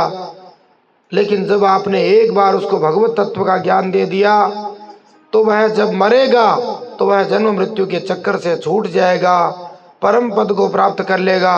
इसलिए स्वामी जी महाराज कहते थे कि जो भी मिल जाए किसी को किसी भी तरह से भगवान में लगा देना चाहिए। सेठ जी जयदयाल जी गोविंद का तो कहते थे लोभ से प्रलोभन से भी और भगवान में लगा देना चाहिए। सेठ जी जयदयाल जी गोविंद का तो ऐसे महात्मा थे कि वे जो जुआ खेलने वाले लोग थे, ताशपत्ती, उनके साथ बैठ जाते थे और उनको भगवान की बातें बताने लग जाते खेलते खेलते। सेठ जी कैसे महापुरुष हुए। उस जमाने में 1923 में गीता भवन की और गोविंद भवन की, ऋषिकुल की, ये सब की स्थापना करी। आज भी वहाँ भयंकर जंगल जैसे लगते हैं कई जगह, उस समय तो पूरा जंगल जैसा था। उस समय सेठ जी मोटरों में भर भर के ले जाते लोगों को और साथ में एक दो बार लेके गए तो वहाँ रोटी पानी की समस्या हुई तो सेठ जी बोले कि चलो ठीक है, कितने लोग जाएंगे बताओ भाई, सब तैयार हो जाओ। बोले वहाँ रोटी की व्यवस्था हम करेंगे। तो सेठ जी गाड़ियों में भर भर के अनाज और ये सब चीजें लेकर के जाते वहाँ और लोगों को सत्संग करवाते, भजन करवाते, गंगा जी में स्नान करवाते। ऐसे महापुरुष कहाँ हैं बताओ। कितना बढ़िया गंगा जी का किनारा, कितना लंबा चौड़ा गीता भवन उन्होंने बनाया। अभी भी अधिक मास चल रहा है वहाँ ऋषिकेश में, गंगा जी में, राजस्थान के और पूरे भारत के हजारों लोग हैं। पैर रखने को जगह नहीं। अभी जो बड़े बड़े जो उनके कमरे हैं, उनके अलावा हॉलों में ऐसे लोग सोए हुए हैं और सब आनंद ले रहे हैं। सेठ जी की देखो कैसी जोरदार काम हो, तो ऐसा ही करना चाहिए क्या। अरे पैसा तो बहुतों के पास होता है, परंतु जो काम सेठ जी महाराज ने किया ना, वैसा काम कोई कर नहीं सकता। तो सेठ जी इस बात को जानते थे, इसलिए सोचिए सेठ जी को भगवान ने निश्चित रूप से गोकर्ण जी वाला स्थान दिया है। ये प्रसंग आता है, टाइम ध्यान करने लायक बात है। राजेंद्र दास जी के मुख से सुना था ये बात कि ये मथुरा में जो है महाराज थे, वृंदावन में भक्तमाली जी, क्या नाम था उनका, महाराज जी के, राजेंद्र दास जी के गुरुओं में ही थे। तो वे कह रहे थे कि जब सेठ जी जयदयाल जी गोविंद का वैकुंठ लोग जा रहे थे तब उन्होंने वो विमान देखा था, भगवान का दिव्य विमान। वो ऋषिकेश में शायद सेठ जी ने प्राण दिए थे, वहां से वो विमान उड़ते हुए और वहाँ वृंदावन होते हुए उधर से गया था वो। तो या उन्होंने वहां से देखा, जैसे भी देखा वो जाने, लेकिन वहां उन्होंने उसको देखा विमान को। तो सेठ जी ऐसे महापुरुष थे कि निश्चित रूप से जैसे सेठ जी, जैसे भगवान ने गोकर्ण का सम्मान किया था, वैसा ही सम्मान भगवान ने सेठ जी का भी किया था, जयदयाल जी गोविंद का भी किया था। तो इसलिए भगवान में लगाना सबसे बड़ी बात है। इसलिए प्रभुपाद जी कहते थे, चैतन्य महाप्रभु कहते थे, यारे देख तारे कह कृष्ण उपदेश, आमा राग्या गुरु है या तारे यही देश। तो इसलिए विदुर जी महाराज की बात का सार यही है कि जो मिल जाए उसको भगवान की बात बताए। मैत्रेय जी कहते हैं ठीक है, मैं आपको भागवत कथा सुनाता हूँ। और देखो ध्यान देने की बात है कि जो भागवत कथा मैत्रेय जी सुना रहे हैं, तो देखो भागवत जो है उसकी परंपरा बता रहे हैं मैत्रेय जी कि यह कथा दो पीढ़ियों से, दो सिस्टम से चली है। एक तरफ तो भगवान नारायण ने सुनाई थी, किसको, नारायण ने किसको सुनाई, ब्रह्मा जी को। ब्रह्मा जी ने किसको सुनाई, नारद जी ने किसको सुनाई? व्यास जी को। व्यास जी ने किसको सुनाई? सुखदेव जी को। सुखदेव जी ने किसको सुनाई? परीक्षित महाराज। हाँ, इसी तरह से एक परंपरा है जिसके आदि वक्ता हैं भगवान शंकरषण। शंकरषण मानी शेषनाग। शेषनाग ने सबसे पहले कथा सुनाई थी सनत कुमारों को। किसको सुनाई थी? जो चारों हैं उनको शंकरषण जी ने भागवत सुनाई थी। फिर वही भागवत सनत कुमार जी ने सांख्यायन मुनि को सुनाई थी। एक मुनि थे, उनका नाम था सांख्यायन। उन सांख्यायन मुनि ने वही कथा दो लोगों को एक साथ सुनाई। एक तो देवताओं के गुरु बृहस्पति और एक व्यास जी के पिताजी थे। कौन? पराशर जी। इन दोनों को जो है उन्होंने यह कथा सुनाई थी। और बाद में यही कथा पराशर जी ने पुलस्त्य मुनि के कहने से मैत्रेय जी को सुनाई थी। और वही कथा मैत्रेय जी कहते कि अब मैं तुम्हें सुनाता हूँ। कथा ऐसी आती है, कल हमने परसों पहले दिन परशुराम जी के बारे, पराशर जी के बारे में जब जान रहे थे तो वहाँ प्रसंग आया था कि पराशर जी के जो दादा थे उनका नाम था वशिष्ठ, पिता का नाम था शक्ति। उनको एक क्या नाम था उसका राक्षस का?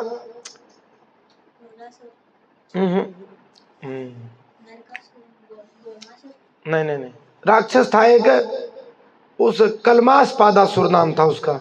उस कलमासपाद ने उसके पिताजी को मार दिया था। तब पराशर जी ने राक्षस यज्ञ का नाश करने का यज्ञ किया था। तब पुलस्त्य जी ने आके इनको रोका था। और पुलस्त्य जी ने कहा कि ये मारने वारने का काम अपना नहीं है, अपन ब्राह्मण है, ब्राह्मण का काम क्षमा करना है, सहनशील होना है, इसलिए मारो मत, भगवान के ये सब, तो भागवत सुनो आप। तो पराशर जी को भागवत कथा और सुनाई थी बृहस्पति जी ने। और बाद में कहा भागवत सुनाओ, अब पहले आपने सुन ली, अब सुनाओ। तो पराशर जी ने मैत्रेय जी को भागवत सुनाई थी और मैत्रेय जी ने विदुर जी को सुनाई थी। तो जो भगवान के भक्त होते हैं ना, उनको बस मौका चाहिए भगवान की कथा कहने का। सनत कुमार आदि तो चारों भाई हैं, निरंतर बैठे रहते हैं। एक भाई ऊपर बैठ गया व्यासपीठ पर, तीन नीचे बैठ गए। पराशर जी, जोर से बोलो, पराशर जी ने मारा क्यों नहीं?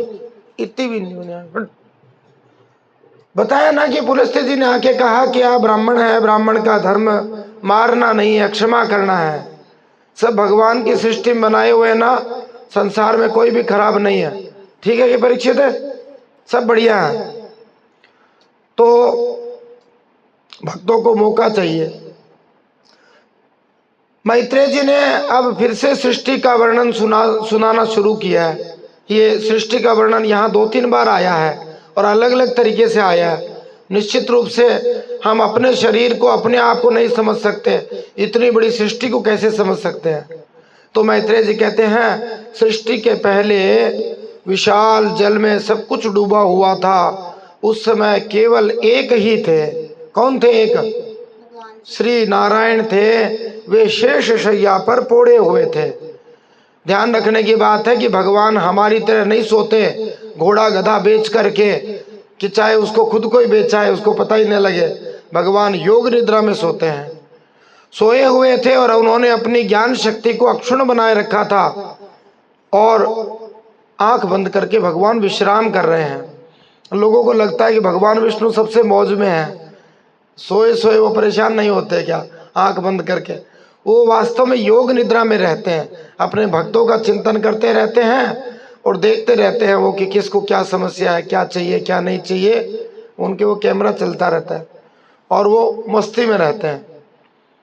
तो भगवान श्री विष्णु विश्राम कर रहे हैं और काल शक्ति जगी हुई है, जो भगवान को सृष्टि का समय आता है तो फिर जगा देती है। जब 1000 चतुर्युगी का समय बीत गया, उतने समय तक भगवान विश्राम करते हैं। एक महाप्रलय होती है, उस समय तो और लंबे तक भगवान विश्राम करते हैं, क्योंकि भगवान को कोई ऐसा नहीं कि कोई दूसरे की आवश्यकता है, वो अकेले में ही मस्त रह जाते हैं। उस समय जब भगवान श्री विष्णु जागे, तल्लोक पद्मम सउएव विष्णु प्रावि विशत सर्व गुणावभासम। भगवान श्री विष्णु जो हैं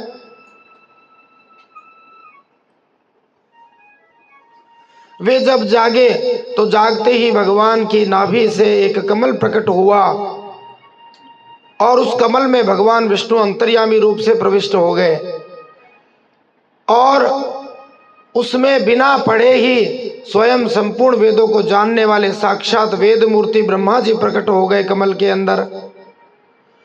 एक बात यहाँ आई कि भगवान तो सबके हृदय में रहते हैं, वे अभक्तों के हृदय में भी रहते हैं, तो फिर वे भक्त बनने के लिए प्रेरित क्यों, तो फिर वे भक्त बनने के लिए प्रेरित क्यों नहीं होते? देखो, जो ढीठ अभक्त होता है ना, उस बंजर या ऊसर खेत की तरह है जिसको कोई भी कृषि कार्य वहां सफल नहीं होता। तो भगवान नारायण जो है उनकी नाभि से ब्रह्मा जी प्रकट हुए। फिर कमल की जो कर्णिका गद्दी है उसमें ब्रह्मा जी को जब कोई दिखाई नहीं दिया तब ब्रह्मा जी आंखें फाड़ फाड़ के चारों तरफ देखने लगे। देखकर आगे देखा पानी पानी, इधर देखा पानी पानी, तो उनके मुंह हो गया, इधर देखा इधर मुंह हो गया, पीछे देखा पीछे मुंह हो गया। कहीं के पुराणों में आता है कि उनके 5 मुंह हो गए थे। एक बार भगवान शंकर ने एक मुंह तोड़ दिया था, ऊपर वाला सिर, वो अलग प्रसंग है, कभी देखेंगे। झूठ बोला ऐसे कुछ बात आई तो उनके चारों दिशाओं में सिर आ गए। वो उस कमल का रहस्य जानने का प्रयास कर रहे हैं लेकिन रहस्य का पता नहीं लग रहा और वे सोचने लगे कि मैं कौन हूँ। जो विचारवान होता है वही विचार करता है कि मैं कौन हूँ, बाकी तो मूर्खता में ज्यादातर लोग जीते रहते हैं।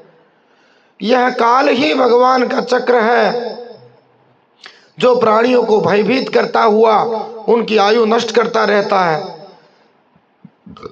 कमल पर बैठकर धीरे धीरे प्राणवायु को जीतकर अपने चित्त को निसंकल्प किया और समाधि में स्थित हो गए ब्रह्मा जी। तब ब्रह्मा जी ने 1000 दिव्य वर्ष तक, यहाँ दिव्य 100 वर्ष तक लिखा, अलग अलग संख्या है, मतलब करोड़ों वर्षों तक तपस्या करी और तब योगाभ्यास करने पर ब्रह्मा जी को ज्ञान प्राप्त हुआ और प्रलयकालीन जल में शेष जी के कमललाल सदृश गौर और विशाल विग्रह की शैया पर पर्यंक एकम पुरुषम शयानम भगवान श्री विष्णु को सोए हुए देखा। भगवान श्री विष्णु का दर्शन करते ही ब्रह्मा जी ने उनको प्रणाम किया और उनकी स्तुति करनी शुरू करी। और 9वें अध्याय में ब्रह्मा जी भगवान की स्तुति करते हैं और कहते हैं, ज्ञातोऽसि मेद्य सुचिरान् ननु देहभाजाम् न ज्ञायते भगवतो गतिरित्यवद्यम्।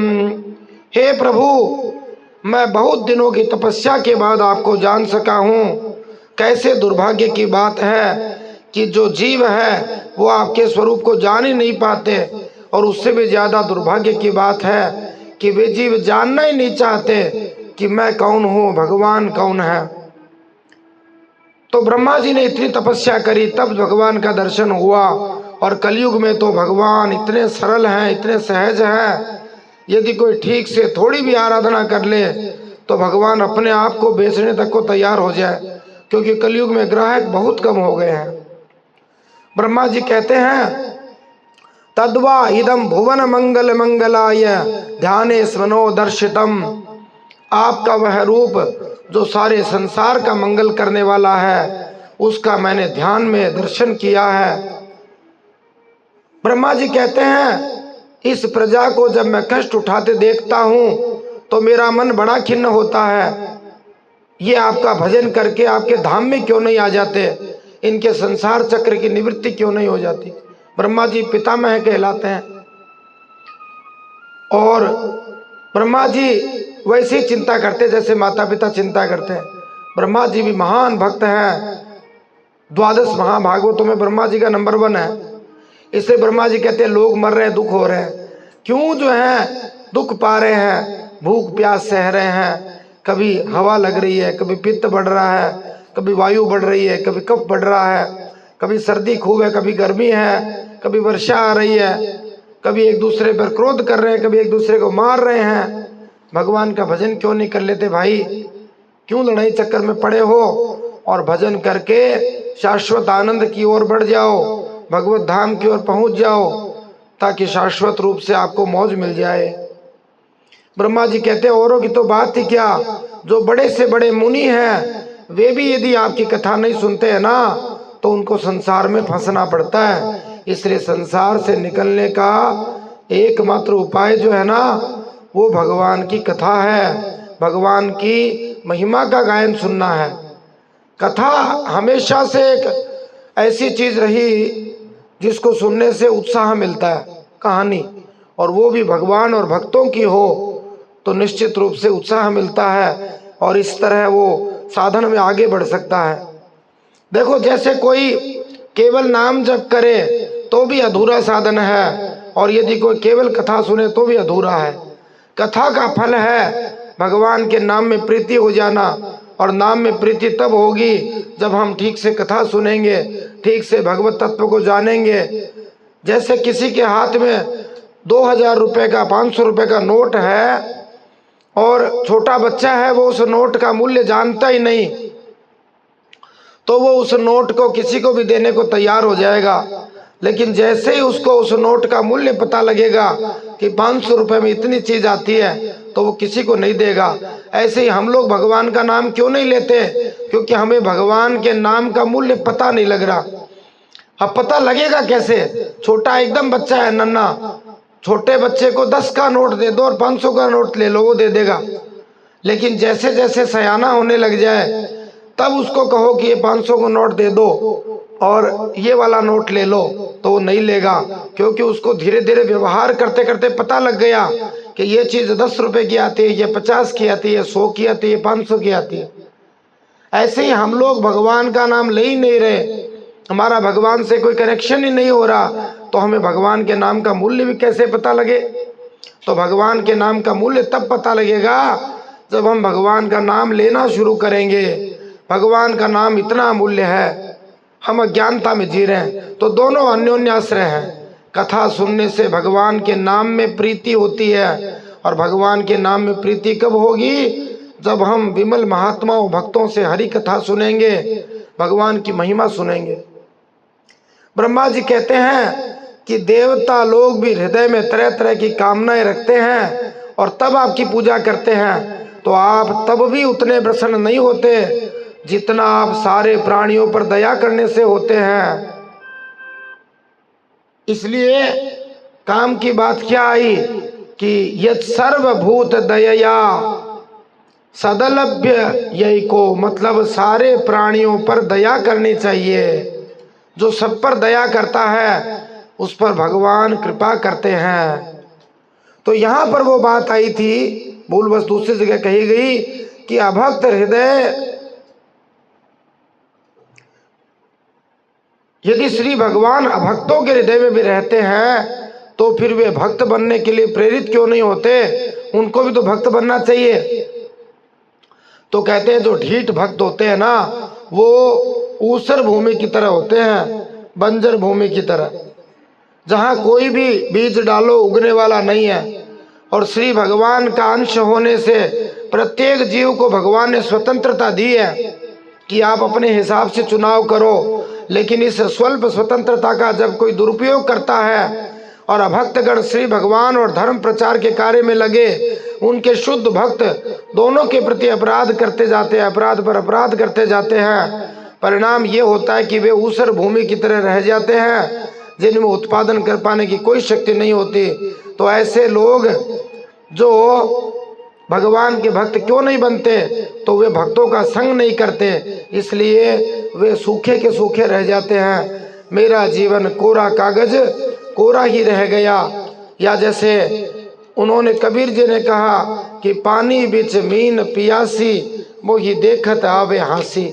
मछली पानी के अंदर है और फिर भी प्यासी रहती है। तो इसका कारण यही है कि हम भी इसी संसार में रह रहे हैं। इस संसार में ऐसी बात नहीं कि संत महात्मा भक्त लोग भगवान के प्रेमी लोग नहीं हैं। देखो, आज ही जैसे प्रेमानंद जी की बात सुन रहे थे, प्रेमानंद जी ने कहा कि ऐसी बात नहीं कि सारे महात्मा पाखंडी हैं। जब नकली नोट है ना, इसका मतलब कहीं न कहीं असली नोट भी होगा। तो इसलिए यदि कहीं नकली महात्मा दिखते हैं तो वो हमारी बुद्धि में ज़्यादा नकली भाव छिपा हुआ है, हमको ज़्यादा बुराई अच्छी लगती है, इसलिए हमारा ध्यान नकली महात्माओं पर ज़्यादा जाता है, असली महात्माओं पर हमारा ध्यान जाता ही नहीं है।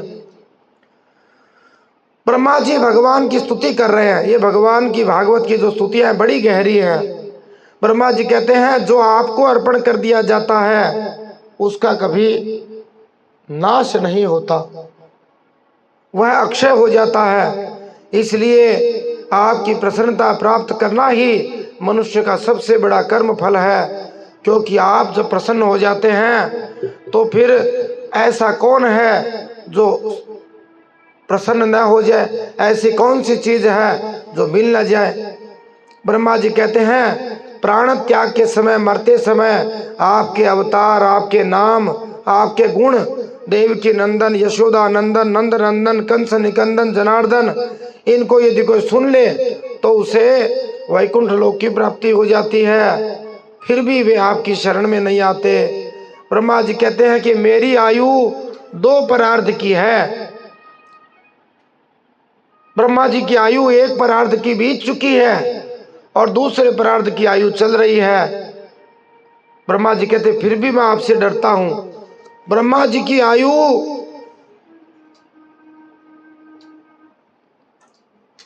311 ट्रिलियन 40 बिलियन वर्षों की आयु है। फिर भी ब्रह्मा जी कहते मैं कालरूप भगवान से डरता हूं।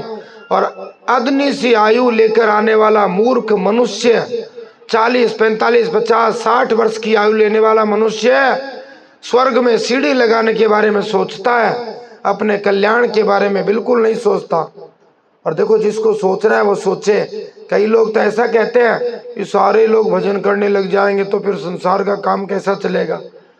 अरे संसार का काम जब आप नहीं थे तब भी चकाचक चल रहा था, आप नहीं रहेंगे तब भी चलेगा। फायदा आपको लेना है या नहीं लेना है ये आपकी मर्जी है। भंडारा चलता है, लोग जीमते हैं, कोई आता है कोई जाता है।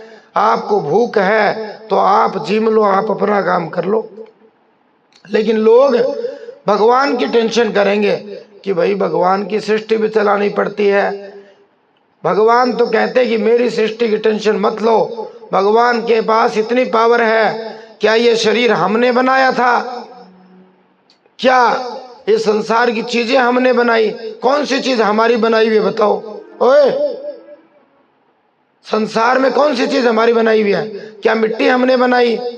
क्या पत्थर हमने बनाए? क्या पेट्रोल डीजल हमने बनाया? क्या लकड़ी हमने बनाई? क्या पेड़ हमने बनाया? क्या कपड़े हमने बनाए? क्या रोटी हमने बनाई? क्या ये शरीर हमने बनाया? क्या ये बाल हमने बनाए? ये देखो निर्जीव है फिर भी बढ़ते हैं, नहीं तो दूसरी जगह काटे तो खून आए। क्या ये बाल हमने बनाए? भगवान ने कैसी व्यवस्था करी कि तावड़ों नहीं लगे, ऐसे ऊपर जमा दिया। क्या ये नाखून हमने बनाए? कौन सी चीज हमने बनाई बताओ? आजकल जो लोग जैसे नकली दांत बनाते हैं तो महाराज कितना रुपया ले हुआ है। भगवान ने जो दांत दिए फ्री में दिए, और बाजार में वो कई तरह के दांत, जरकोनियम का दांत, फलाना दांत, 10,000 रुपए का एक दांत था वो। तो 32 दांत की कीमत कितनी हो गई? 3,20,000 रुपए की कीमत हो गई 10,000 के हिसाब से। वो भी जरकोनियम, वो 2, 5, 10 साल बाद टूट जाएगा। और एक मनुष्य का जब बड़ा हो जाता है वो 8, 9 साल का, 10 साल का, तब उसके जो दांत आते हैं वो लगभग 60, 70 साल तक रहते हैं। तो बताओ भगवान के दांत की ड्यूरेबिलिटी निकालें तो एक दांत की कीमत लाखों में है। अब्राहम लिंकन का प्रसंग बताते हैं ना कि वो एक आदमी भीख मांग रहा था, तब उसको अब्राहम लिंकन ने कहा भीख क्यों मांगते हो? कहा मेरे पास कुछ नहीं है। तो कहा ठीक है अपने हाथ दे दो, $10,000 दूंगा। कहा हाथ कैसे दे दूंगा, रोटी कैसे खाऊंगा? तो कहा पैर दे दो, $20,000 दूंगा। कहा पैर दूंगा, चलूंगा कैसे? तो कहा अपनी आंखें दे दो, एक आंख दे दो, $1,00,000 दूंगा। दोनों आंख दे दो, $2,00,000 दूंगा। तो देखूंगा कैसे? तो कहा तुम्हारे पास इतना कुछ है, फिर कहते हो मैं गरीब हूं। तो भगवान की टेंशन नहीं करनी चाहिए। सारा संसार दुनिया भगवान ने हमारे बिना ही बनाई है और हमारे बिना चला सकते हैं। हमें हमारा कल्याण करने की चेष्टा तो, चिंतन तो करना ही चाहिए। भगवान ने ब्रह्मा जी को बहुत बढ़िया बात कही कि देखो ब्रह्मा जी आलस्य मत करो, सृष्टि रचना के उद्यम में जुट जाओ। तुम मुझसे जो चाहते हो उसे मैं पहले ही कर चुका हूं। तुम तो भागवत का अनुष्ठान करो तब करो, यहाँ हमारे लिए 3 बातें बड़ी काम की भगवान ने कह दी। एक बात तो कह दी कि आलस मत करो। जो लोग आलसी होते हैं, प्रमादी होते हैं, भगवान ने गीता में कहा प्रमाद आलस्य निद्रा अभिस्तन्निबध्नाति भारत। 3 काम की बातें भगवान ने कही।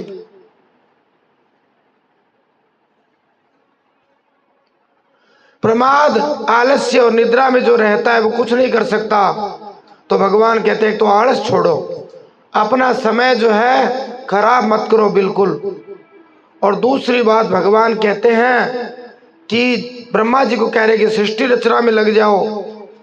और काम की बात कहते हैं कि तुम्हें जो चाहिए वो मैं पहले ही कर चुका हूं। जितनी चीजें चाहिए, जितनी सुविधा चाहिए, साधन सामग्री जितनी चाहिए, वो सब व्यवस्था में जचा चुका हूं पहले से। इसलिए ये रोना धोना बंद कर दो कि मैं कैसे करूं, क्या करूं, मेरे को कुछ मिला नहीं। तुम जैसी स्थिति में हो, भगवान कहते हैं तुम्हारे लिए मैंने ठीक व्यवस्था कर दी। और निश्चित रूप से मान के चलिए, हमारे लिए भगवान ने पहले से ही सारी व्यवस्था कर दी। गोस्वामी तुलसीदास जी ने कहा प्रारब्ध पहले रचा, पीछे रचा शरीर। प्रारब्ध पहले रचा, पीछे रचा शरीर। तुलसी चिंता क्यों करे, भजले श्री रघुबीर। हमारा प्रारब्ध पहले रचा गया, शरीर की रचना बाद में करी गई। तुलसीदास जी कहते तू चिंता क्यों करता है, पहले भगवान का भजन कर ले, रघुनाथ जी का भजन कर ले। स्वामी जी महाराज कहते थे, राम सुखदास जी महाराज, कि हमारे जन्म से पहले माता के दूध अपने आप आ जाता है। वो दूध की फैक्ट्री लगाने वाला कौन है? तो हमें ये सोचना चाहिए कि भगवान ने हमारी व्यवस्था सब जमा रखी है, बस चलने की देरी है। तो आलस से मत करो। दूसरी बात, भगवान ने सब साधन सामग्री जुटा रखी है। तीसरी बात, भगवान का अनुष्ठान करो, भागवत का अनुष्ठान करो। भागवत का मतलब केवल कथा नहीं, भागवत का मतलब भगवान से संबंध, भगवान की कथा, भगवान के भक्त, भगवान का दर्शन, भगवान का नाम, भगवान की लीला, सब कुछ भागवत है।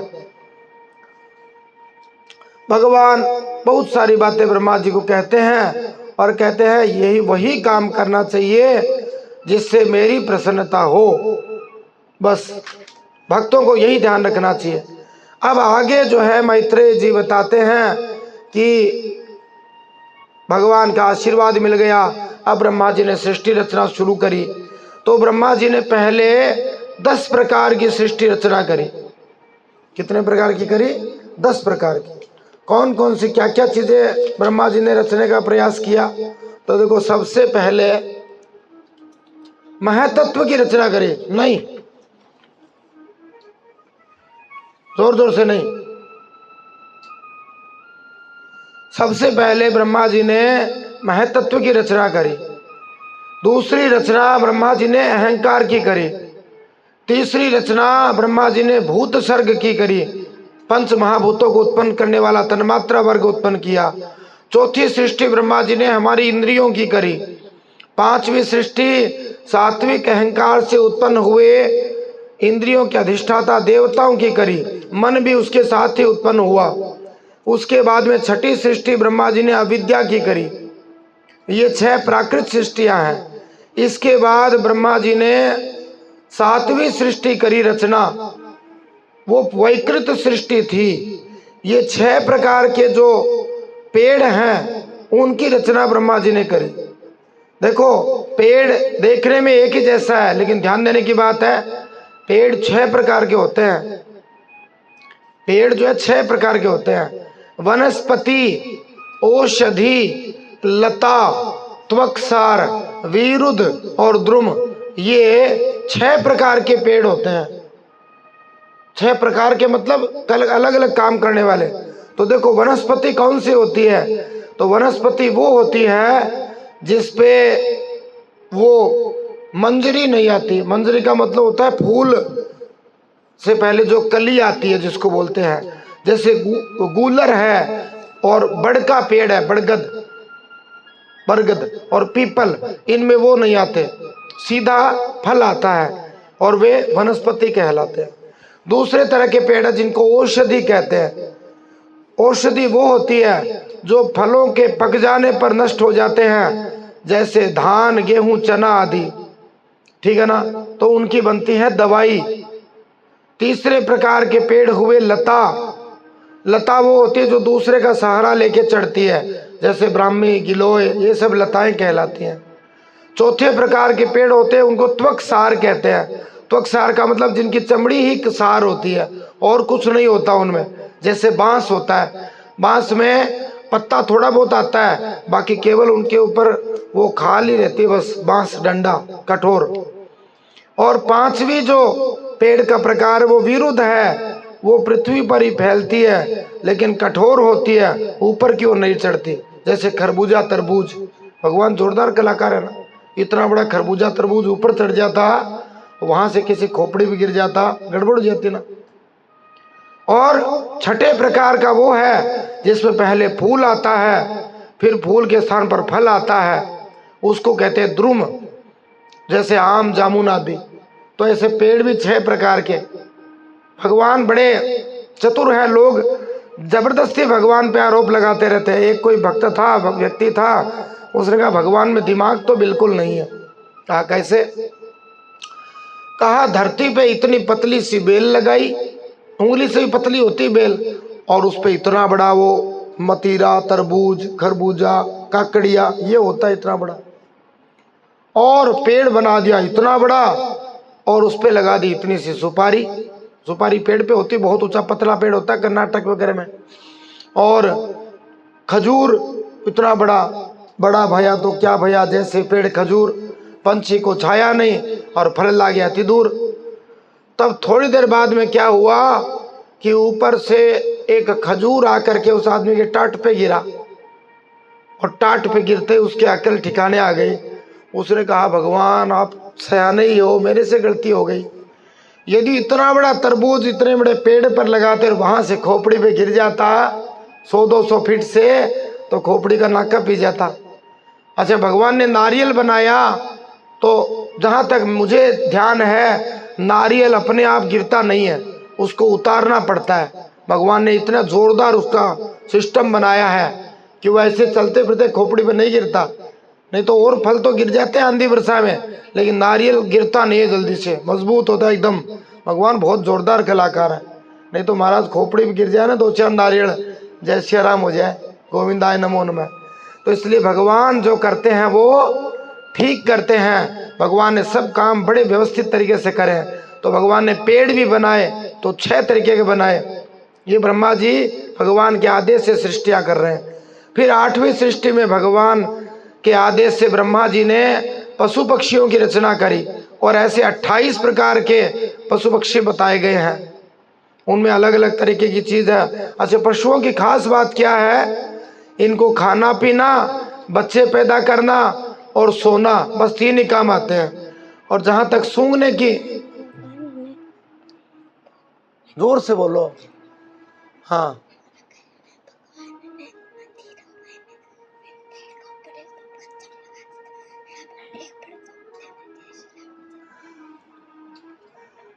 पशुओं की खास बात क्या है? खाना पीना और बच्चे पैदा करना और सोना, और इनको वस्तुओं का ज्ञान करने के लिए केवल सूंघना है। बस सूंघने मात्र से इन वस्तुओं का ज्ञान हो जाता है। ये है पशु पक्षियों की विशेषता है। वो चील वगैरह होती है, कौवा होता है, चिड़ी होती है, गाय होती है, इनको दूर से ही सुगंध आ जाती है और वे सुगंध से उसको खा लेते हैं। और फिर कई प्रकार के जो पशु हैं, 28 प्रकार के, उनके नाम बताए। गाय, बकरा, भैंस, काला हिरण, सूअर, नील गाय, रूरू नामक एक मृग भी होता है, भेड़, ऊंट, इनके तो 2-2 खुर होते हैं। फिर 1 खुर वाले बनाए, गधा बनाया, घोड़ा बनाया, खच्चर बनाया, गौर मृग बनाया, शरफ बनाया, चमरी बनाया।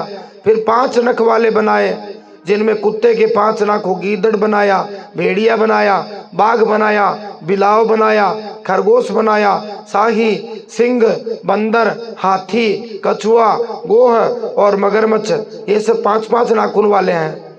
फिर उड़ने वाले जीव बनाए, जिनमें बगुला बनाया, गिद्ध बनाया, बटेर बनाया, बाज बनाया, भास बनाया, भल्लूक बनाया, मोर बनाया, हंस बनाया, सारस बनाया, चकवा, कौवा और उल्लू, ऐसे बहुत सारे जो है पक्षी ब्रह्मा जी ने रचे। नवी सृष्टि में ब्रह्मा जी ने मनुष्यों की रचना करी। मनुष्य एक प्रकार से पृथ्वी के ऊपर भगवान की सबसे अंतिम रचना है और सबसे श्रेष्ठ रचना है।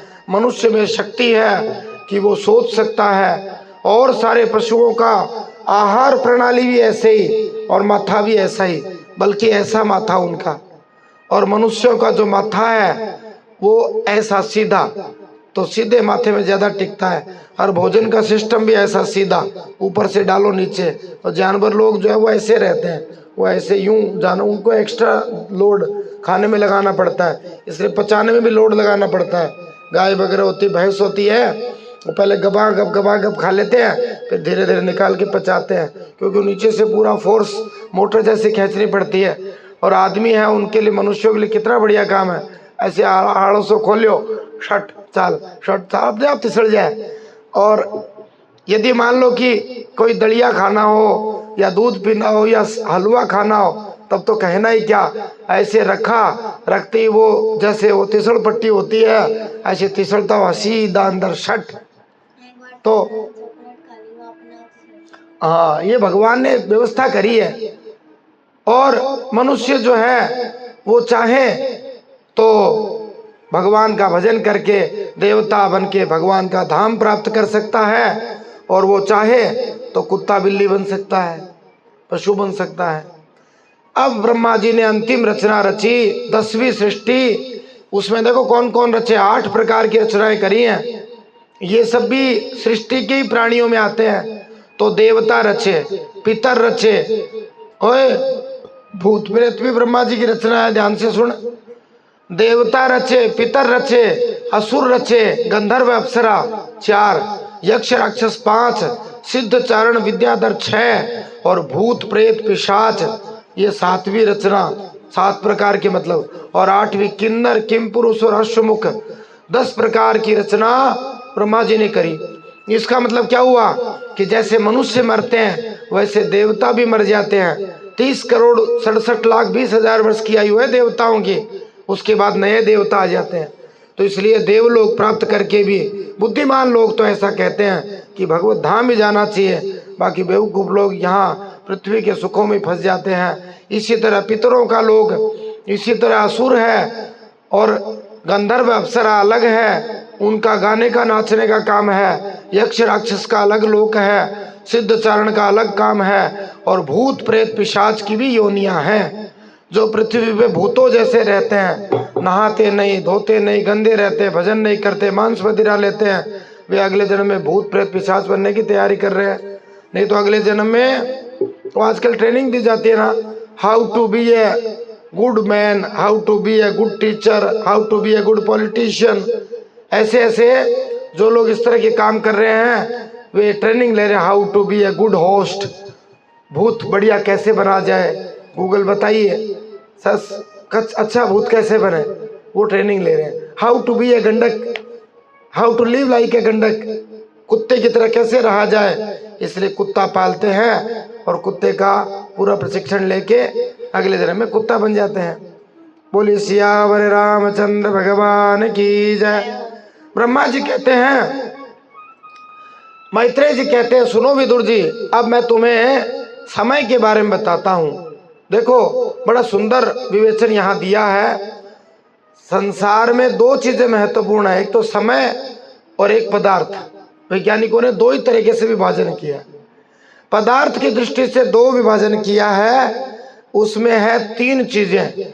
सबसे छोटी चीज है उसको कहते हैं परमाणु, उससे बड़ा है 2 परमाणु मिलते हैं तो एक बनता है अणु, और जब 3 अणु मिल जाते हैं तो बनता है त्रसरेणु। ये तो पदार्थ की दृष्टि से बात हुई, इतना सूक्ष्म विभाजन किया है। सबसे छोटा होता है परमाणु।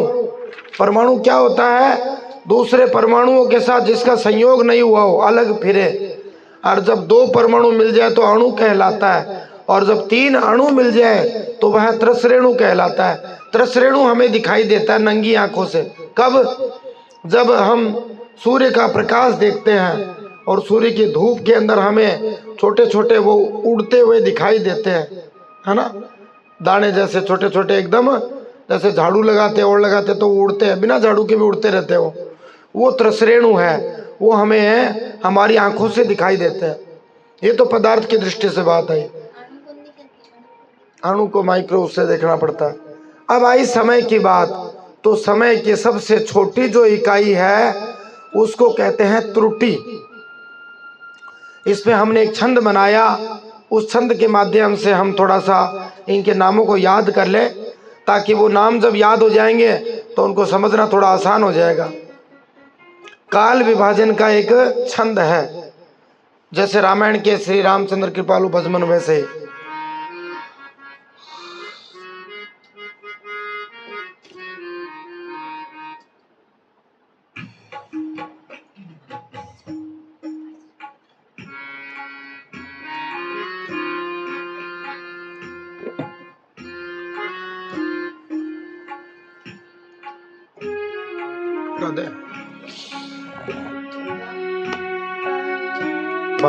परमाणु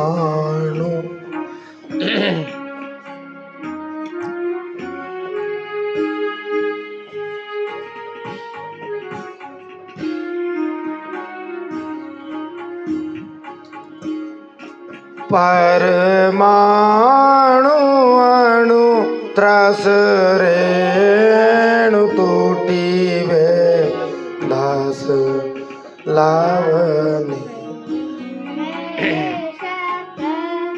परमाणु अणु त्रस रेणु त्रुटि वे दास लावनी।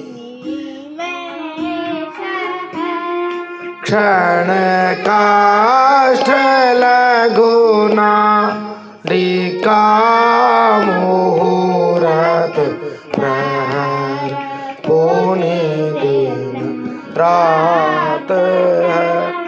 क्षण काष्ठ लघु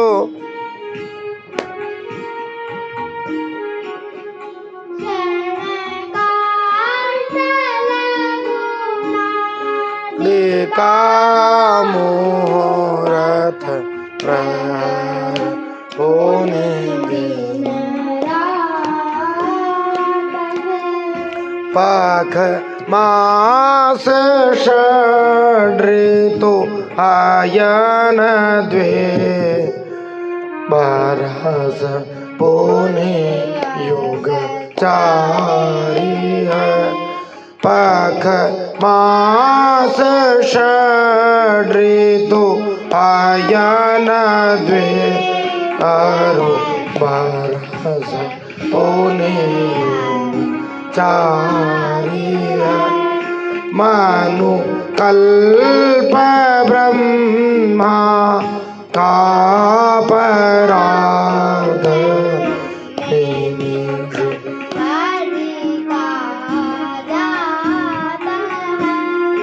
मनु कल्प ब्रह्मा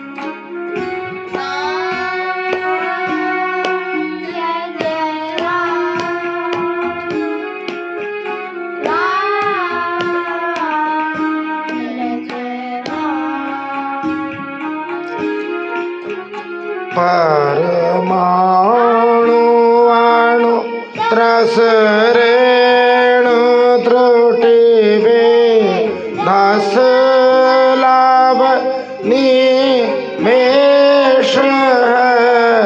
क्षण काष्ठ लघु मुहूर्त प्रहर पुण्य दिन रात है। राम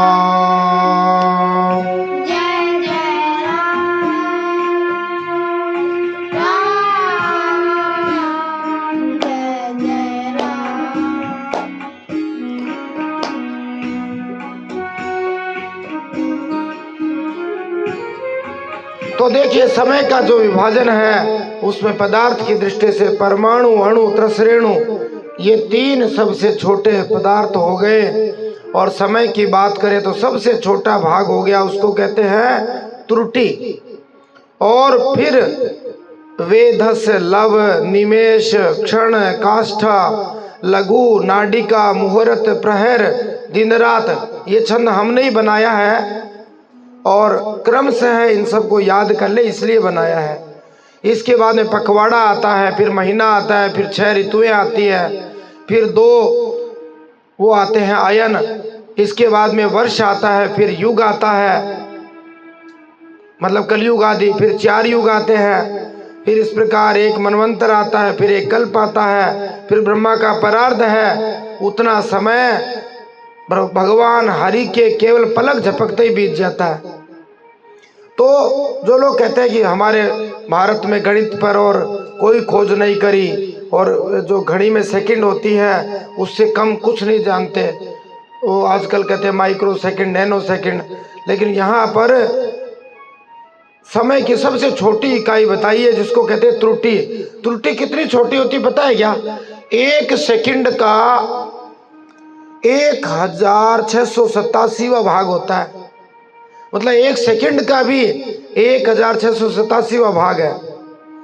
मतलब हम समझ नहीं सकते कितना छोटा भाग है। त्रुटि किसको कहते हैं कि जो त्रसरेणु हमने बताए थे अभी, जो सूर्य के प्रकाश में देखते हैं, ऐसे 3 जो त्रसरेणु मिल जाए उनको पार करने में सूर्य को जितना समय लगता है उसको त्रुटि कहते हैं। सूर्य की किरणों को मतलब पार करने में। तो इससे पता लगता है कि पृथ्वी से सूर्य की दूरी के बारे में हमको पता है और सूर्य का प्रकाश पृथ्वी पे कितनी दूरी पे पहुंचता है वो भी पता है। तो त्रुटि समय का सबसे छोटा भाग है। त्रसरेणु हमने बताया था सूर्य के प्रकाश में उड़ते हुए दिखते हैं, और ऐसे जब 3 त्रसरेणुओं को पार करने में सूर्य को समय लगता है उसको कहते हैं त्रुटि। इतना समय सूर्य को लगता है। उसके बाद उस त्रुटि से 100 गुना वेद,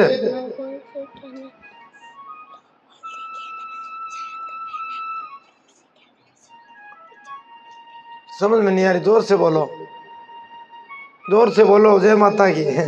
ऐसे समझ में नहीं आते। त्रुटि से 100 गुना वेद होता है, 3 वेद मिलके एक लव होता है।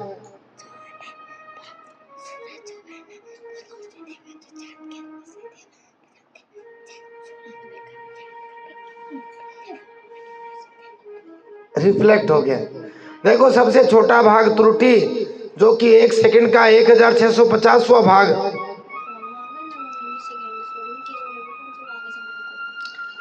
और जो वेद होता है वो कितना होता है?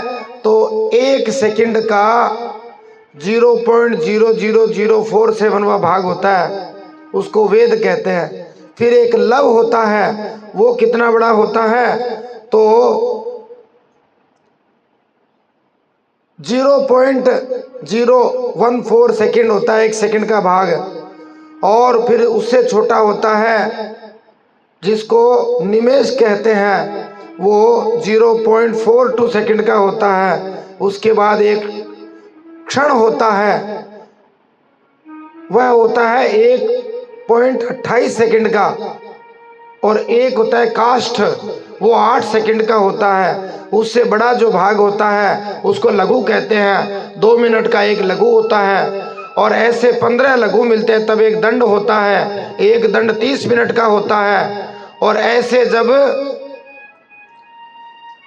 6 वो मिलते हैं तो एक प्रहर बनता है। एक प्रहर 3 घंटे का, और एक दिन में 4 प्रहर होते हैं, और रात में भी 4 प्रहर, 8 प्रहर हो गए, दिन में 24 घंटे हो गए। ऐसे जब 15 दिन बनते हैं तो पखवाड़ा बनता है। ध्यान से सुनना, जब 2 पखवाड़े हो गए तो महीना हो गया, 30 दिन हो गया।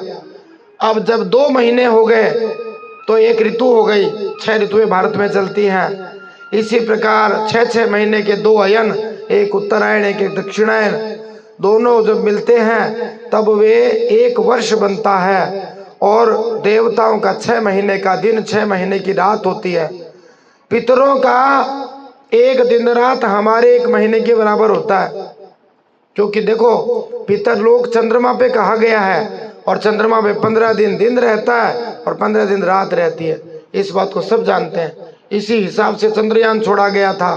रात में वहां बहुत ज्यादा ठंड पड़ती है, और इतनी ठंड के अंदर सब कुछ जम जाए, कुछ रहे ही नहीं।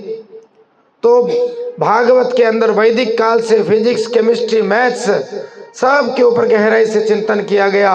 उसके बाद में 4,32,000 वर्ष का कलयुग, उससे 2 गुना होता है 8,64,000 वर्ष का वो कौन सा द्वापर, 12,96,000 वर्ष का त्रेता होता है, 17,28,000 वर्ष का सतयुग होता है। चारों को मिला देते हैं तो बन जाता है एक महायुग, जो होता है 43,20,000 वर्ष का। ऐसे जब 71 बार मनवंतर बीत जाते हैं, 71 बार जब ये चतुर्युग बीत जाते हैं, सतयुग, त्रेता, द्वापर, कलयुग, सतयुग, त्रेता, द्वापर, कलयुग, तो 71 सही 6/14 बार बीतता है पूरा एग्जैक्ट, तब एक मनवंतर होता है। और ये मनवंतर जितने मनु हैं, सप्तर्षि हैं, देवता हैं, इंद्र आदि हैं, उन सब की आयु होती है। उतने समय बाद में फिर वे मर जाते हैं। और ये ब्रह्मा जी की रोज की सृष्टि है। ये एक कल्प जो ब्रह्मा जी का है, मानी ये ब्रह्मा जी के लिए जो ड्रामा है ना, ये रोज का है। इसलिए भगवान के बहुत ज्यादा फर्क नहीं पड़ता। 432 करोड़ वर्ष की आयु में पता नहीं कितने खरबों, कितनी संख्या नहीं कह सकते, उतने लोग तो जन्म जाते हैं, उतने ही मर जाते हैं। तो इसलिए छोटे मोटे रोने धोने पे, गाली गलौज पे, कोई निंदा स्तुति पे भगवान ज्यादा ध्यान नहीं देते। भगवान अपनी मस्ती में रहते हैं। तो इस प्रकार ब्रह्मा जी का जब एक दिन पूरा हो जाता है, उसको एक कल्प कहते हैं। और इसके बाद ब्रह्मा जी भगवान विष्णु में लीन हो जाते हैं, और वे विश्राम करते हैं फिर पूरी रात भर। और तब कहा जाता है कि धरती पे प्रलय होता है। ध्यान देना, प्रलय कितने वर्षों तक होता है। जब महाप्रलय होता है तो धरती पे 36,000 वर्ष तक वर्षा नहीं होती। कितने वर्षों तक? 36,000 वर्ष तक वर्षा नहीं होती, केवल सूखा ही सूखा। तो ज्यादातर लोग तो उसमें सल्ट जाते हैं। फिर 36,000 वर्ष तक वर्षा ही वर्षा होती है, मूसलाधार वर्षा। तो सब कोई यदि भूला भटका बच भी गया हो ना, तो वो उस मूसलाधार वर्षा के जल के अंदर डूब के मर जाता है। और ऐसी बात नहीं कि प्रलय केवल पृथ्वी पर ही होता हो, ये प्रलय जो है ना सबका हो जाता है। और वो प्रलय अलग अलग तरीके होते हैं, वो अलग बात है। जब शेषनाग जी अग्नि से तपाते हैं, ऊपर सूर्य तपाता है, तब जो देवता मुनि लोग महर लोक में रहते हुए भाग के जनलोक में चले जाते हैं, फिर वे भाग करके ब्रह्मलोक में चले जाते हैं। फिर ब्रह्मा जी सेती वे भगवान के अंदर प्रवेश कर जाते हैं। ब्रह्मा जी की आयु अभी 2 परार्ध में से 1 परार्ध बीत चुकी है, माने ब्रह्मा जी 50 साल के पूरे हो गए। पहला परार्ध बीत चुका है, दूसरा चल रहा है। पूर्व परार्ध के प्रारंभ में ब्राह्मण नामक कल्प हुआ था, उसमें तो ब्रह्मा जी पैदा हुए थे, उसे ब्रह्म विद्वान लोग शब्द ब्रह्म कहते हैं। और उसी परार्ध का अंत में जो कल्प हुआ उसे पद्म कल्प कहते हैं। इसमें भगवान के नाभि सरोवर से सर्वलोक में कमल प्रकट हुआ था। और अभी जो ब्रह्मा जी दूसरे परार्ध का पहला ये कल्प चल रहा है, इसको श्वेत वाराह कल्प कहते हैं। जब संकल्प दिलाते तो बोला जाता है श्री श्वेत वाराह कल्पे। इसमें भगवान विष्णु ने सबसे पहला अवतार वाराह रूप में लिया था, ठीक है ना। तो ब्रह्मा जी की इतनी आयु 311 ट्रिलियन की आयु, उसमें से 50 साल की गई है। हाँ, 432 करोड़ वर्ष तक उनका बर्थडे ही चलता रहेगा हिंदी में। हाँ हाँ, भगवान जब पलक झपकाते हैं वो गहरी चीजें हैं, कैसे दर्शन देते भगवान की टेंशन है, अपनी टेंशन नहीं। भजन करोगे तो दर्शन अपने आप हो जाएंगे। हाँ, भगवान सर्व समर्थ है, सब जगह है ना, तो कोई ऐसी जगह तो है नहीं कि एक जगह है। भगवान हरि के पलक झपकते ही ब्रह्मा जी की 1 परार्ध की आयु बीत जाती है। ऐसा ब्रह्मांड कहते हैं 50 करोड़ योजन का है। पूरा ब्रह्मांड है ना एक 50 करोड़ योजन का, किलोमीटर में निकाले तो लगभग 600 करोड़ किलोमीटर के एरिया में फैला हुआ है ये ब्रह्मांड। हम जब अयोध्या में राम मंदिर में गए थे प्राण प्रतिष्ठा में, तो एक बूढ़े संत मिले थे, उन्होंने वो कोई को प्रश्न पूछ रहे थे, तो मेरे को यही प्रश्न पूछा था। तो वो 2 लोग खड़े थे, उन्होंने कहा बोले वो बताएंगे। बोले ब्रह्मांड कितना बड़ा है? मैंने कहा महाराज 50 कोटि विस्तीर्ण बताया है योजन, 50 करोड़ योजन, इतना विस्तृत है ब्रह्मांड, ठीक है ना। और ऐसे एक ब्रह्मांड नहीं है, करोड़ों ब्रह्मांड राशियां हैं। वह उन प्रधान आदि समस्त कारणों का कारण अक्षर ब्रह्म कहलाता है, और वही पुराण पुरुष परमात्मा श्री विष्णु भगवान का वैकुंठ लोक है, वही उनका धाम है, वही उनका स्वरूप है। ऐसे अनेक ब्रह्मांड भगवान के अंदर तैरते रहते हैं, ठीक है ना। अब ब्रह्मा जी और सृष्टि रचते हैं, उसके बारे में बताते हैं। अज्ञान की 5 वृत्तियों की रचना करी, वो सब पापी थे, इसलिए ब्रह्मा जी ने उनको हटा दिया। बाद में ब्रह्मा जी ने 4 निवृत्ति परायण महात्माओं की रचना करी, सनक सनातन सनंदन सनत कुमार, और उनको कहा कि जाओ सृष्टि की रचना करो। लेकिन उन चारों सनत कुमारों ने कहा कि हम तो भजन करेंगे, हम तो जो है सृष्टि रचना नहीं करेंगे। बाद में उन्हीं संतों ने, सनकादि ने कुमार संप्रदाय चलाया, जिसको निम्बार्क संप्रदाय भी कहा जाता है। कोई प्रश्न कर सकता है कि सनत कुमारों ने अपने पिताजी की आज्ञा को क्यों नहीं माना? तो उत्तर ये है कि वे वासुदेव परायण थे, वे भगवान की भक्ति में लगना चाहते थे। वे चाहते थे कि मनुष्य का जो जीवन का असली लक्ष्य है वो प्राप्त हो जाए, और इसलिए एकादश स्कंद में नवयोगेश्वर संवाद में बड़ी अच्छी बात आई है कि देवर्षि भूताप्त नृणाम पितॄणाम न किंकरो नायम ऋणी न राजन सर्वात्मना यह शरण्यम गतो मुकुंदम परिहृत्य करतम। जो भगवान की शरण हो जाता है उसको न देवता का कोई ऋण चुकाना पड़ता है, न ऋषियों का, न मनुष्यों का, न पितरों का, न वो किसी का गुलाम रहता है।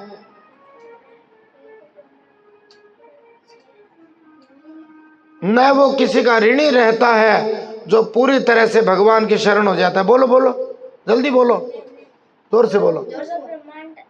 हाँ,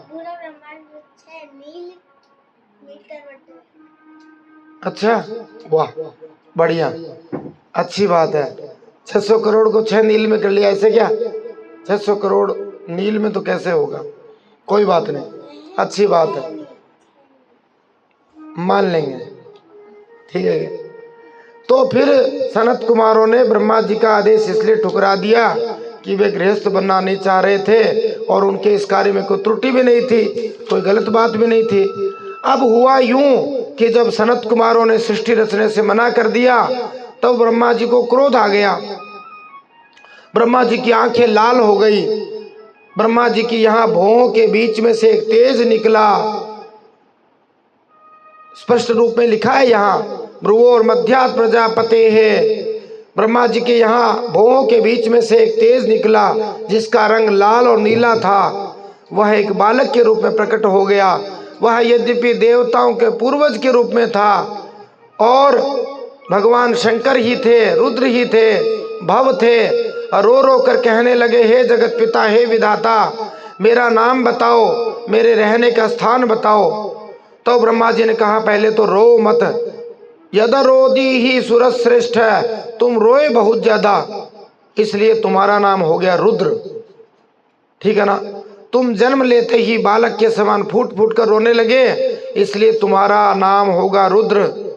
अब देखो, जब मनुष्य क्रोध करता है ना, तो वो ऐसे क्रोध को लाल लाल आंखों से, या कभी कभी मुट्ठी बांध कर, या पैर पटक कर दिखाता है। भगवान शंकर ने भी ऐसा ही दिखाया, और वे क्रोध दिखा रहे हैं। अब कहा रहने के स्थान, तो ब्रह्मा जी ने भगवान शंकर को रहने के लिए 11 स्थान दिए, 11 उनके रूप दिए, 11 उनकी रुद्राणियां दी। कौन कौन से स्थान दिए? तो कहा हृदय में रहो, इंद्रियों में रहो। इनका मतलब देखो बड़ा सुंदर है। देखो, जब कोई व्यक्ति क्रोधित होता है ना, तो वो तेजी से श्वास लेने लगता है, और इस तरह प्राणवायु द्वारा या श्वास लेने की क्रियाओं द्वारा रुद्र का प्रतिनिधित्व होता है। आकाश में घने बादल गरजते हैं तो वो भी रुद्र का रूप है। तेज वायु बहती है वो भी रुद्र का रूप है, इसलिए कहते हैं रौद्र रूप धारण कर लिया, ऐसा कहते हैं। जब सागर में लहरें उठती हैं उसको भी रुद्र का रूप कहा गया है। हाँ, जब सामान्य व्यक्ति के लिए ये सब अतिशय भयानक हो जाते हैं, जब भयंकर आग लगती है तो वहाँ भी हम रुद्र की अनुभूति करते हैं। जब पृथ्वी पर बाढ़ आ जाती है तो यहाँ हम रुद्र का स्वरूप समझ सकते हैं। पृथ्वी के ऐसे अनेक प्राणी हैं जो निरंतर रुद्र तत्व का प्रतिनिधित्व करते हैं, इसलिए पृथ्वी पर भी रुद्र हैं। जैसे पृथ्वी पर सांप, बाघ, शेर ये सदा गुस्से में ही रहते हैं, और कभी कभी सूर्य भी रुद्र का रूप धारण कर लेता है। जैसे अभी इन दिनों चल रहा है नौतपा, जेठ का महीना, भयंकर लू चल रही है, वो भी रुद्र रूप है। और चंद्रमा के द्वारा उत्पन्न अत्यधिक शीतलता के कारण हृदय गति रुक सकती है, इसलिए वो भी रुद्र रूप है। ऐसे अनेक ऋषि मुनि हैं जो तपस्या करते हैं, योगी दार्शनिक त्यागी हो जाते हैं, जो क्रोध और रजोगुण के रुद्र तत्व के वशीभूत होकर अपनी अर्जित शक्ति को दिखा भी देते हैं।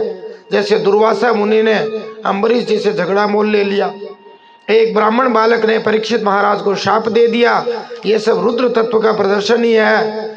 जब रुद्र तत्व ऐसे व्यक्तियों द्वारा प्रकट किया जाता है जो भगवान की सेवा में नहीं लगते तो क्रुद्ध व्यक्ति अपने उच्च स्थान से नीचे गिर जाता है। तो देखो कितने गहरे सुंदर मतलब हैं। इसी तरह से जैसे किसी ने अपने बेटे को जन्म दे दिया तो उसका वो ब्याह भी करवाता है, उसके रहने की व्यवस्था करता है। तो शिव जी को रहने के लिए स्थान दे दिए 11, अब नाम दे दिए 11। शिव जी के 11 नाम जिनको एकादश रुद्र कहते हैं, ध्यान देने की बात है। मन्युर, मनु, महिनस, महान, शिव, ऋतध्वज, उग्ररेता, भव, काल, वामदेव और धृतव्रत, ये 11 शिव जी के नाम है जिनको एकादश रुद्र कहते हैं। और 11 ही उनकी रुद्राणियां पत्नी होंगी। बढ़िया से ब्याह करवा दिया, 11 लड़कियां भी शिव जी के लिए व्यवस्था कर दी, तुम टेंशन नको करो। धी, वृत्ति, उष्णा, उमा, नियुत, सर्पी, इला, अंबिका, इरावती, सुधा और दीक्षा, ये 11 रुद्राणियां होंगी। शिव जी को कहा तुम बहुत सी प्रजा उत्पन्न करो, तुम प्रजापति हो जाओ। भगवान शंकर अपने जैसी बलवान और बड़ी आकार वाली प्रजा उत्पन्न करने लगे और वो सृष्टि में सब गड़बड़ करने लगे। शिव जी के गण भूत प्रेत होते हैं, सारी सृष्टि में भूत प्रेत हो गए। ब्रह्मा जी ने कहा अब आप ये रचना मत करो। ब्रह्मा जी को चिंता हुई और ब्रह्मा जी ने सोचा ऐसी सृष्टि से तो सब गड़बड़ हो जाएगा, इसलिए शिव जी को कहा आप तो सबको मारने का काम करो, ये सृष्टि वाला काम छोड़ो और तुम तपस्या करो, भगवान का भजन करो। जो भगवान का भजन करता है वो शाश्वत आनंद को प्राप्त करता है। मतलब ब्रह्मा जी के माथे से तेज से शिव जी निकले थे, इसलिए शिव जी के तीसरी आंख है। हाँ सही है, तीसरी आंख वैसे ज्ञान का प्रतीक है और तेज क्रोध आता है तो यहाँ भौहें जो है वो इकट्ठी हो जाती हैं। तो इस प्रकार से जो है ब्रह्मा जी ने शिव जी को कहा कि आप तपस्या करो, भजन करो। आप भगवान का भजन करोगे तो इंद्रियातीत सर्वांतर्यामी श्री हरि को सुगमता से प्राप्त कर लोगे। तो अब हम भी थोड़ा विश्राम करते हैं और हम सबको यही सीख लेनी है कि हम हरि को कैसे प्राप्त करें, हरि का भजन कैसे करें। और अगले सत्र में 8 बजे से हम 10 बजे तक मिलेंगे। उस सत्र के अंदर वराह भगवान की कथा के बारे में हम जानकारी प्राप्त करेंगे, वराह अवतार की लीलाओं के बारे में जानेंगे। बोलिए भक्त वत्सल भगवान की जय, सियावर रामचंद्र भगवान की जय। श्रीमन नारायण नारायण।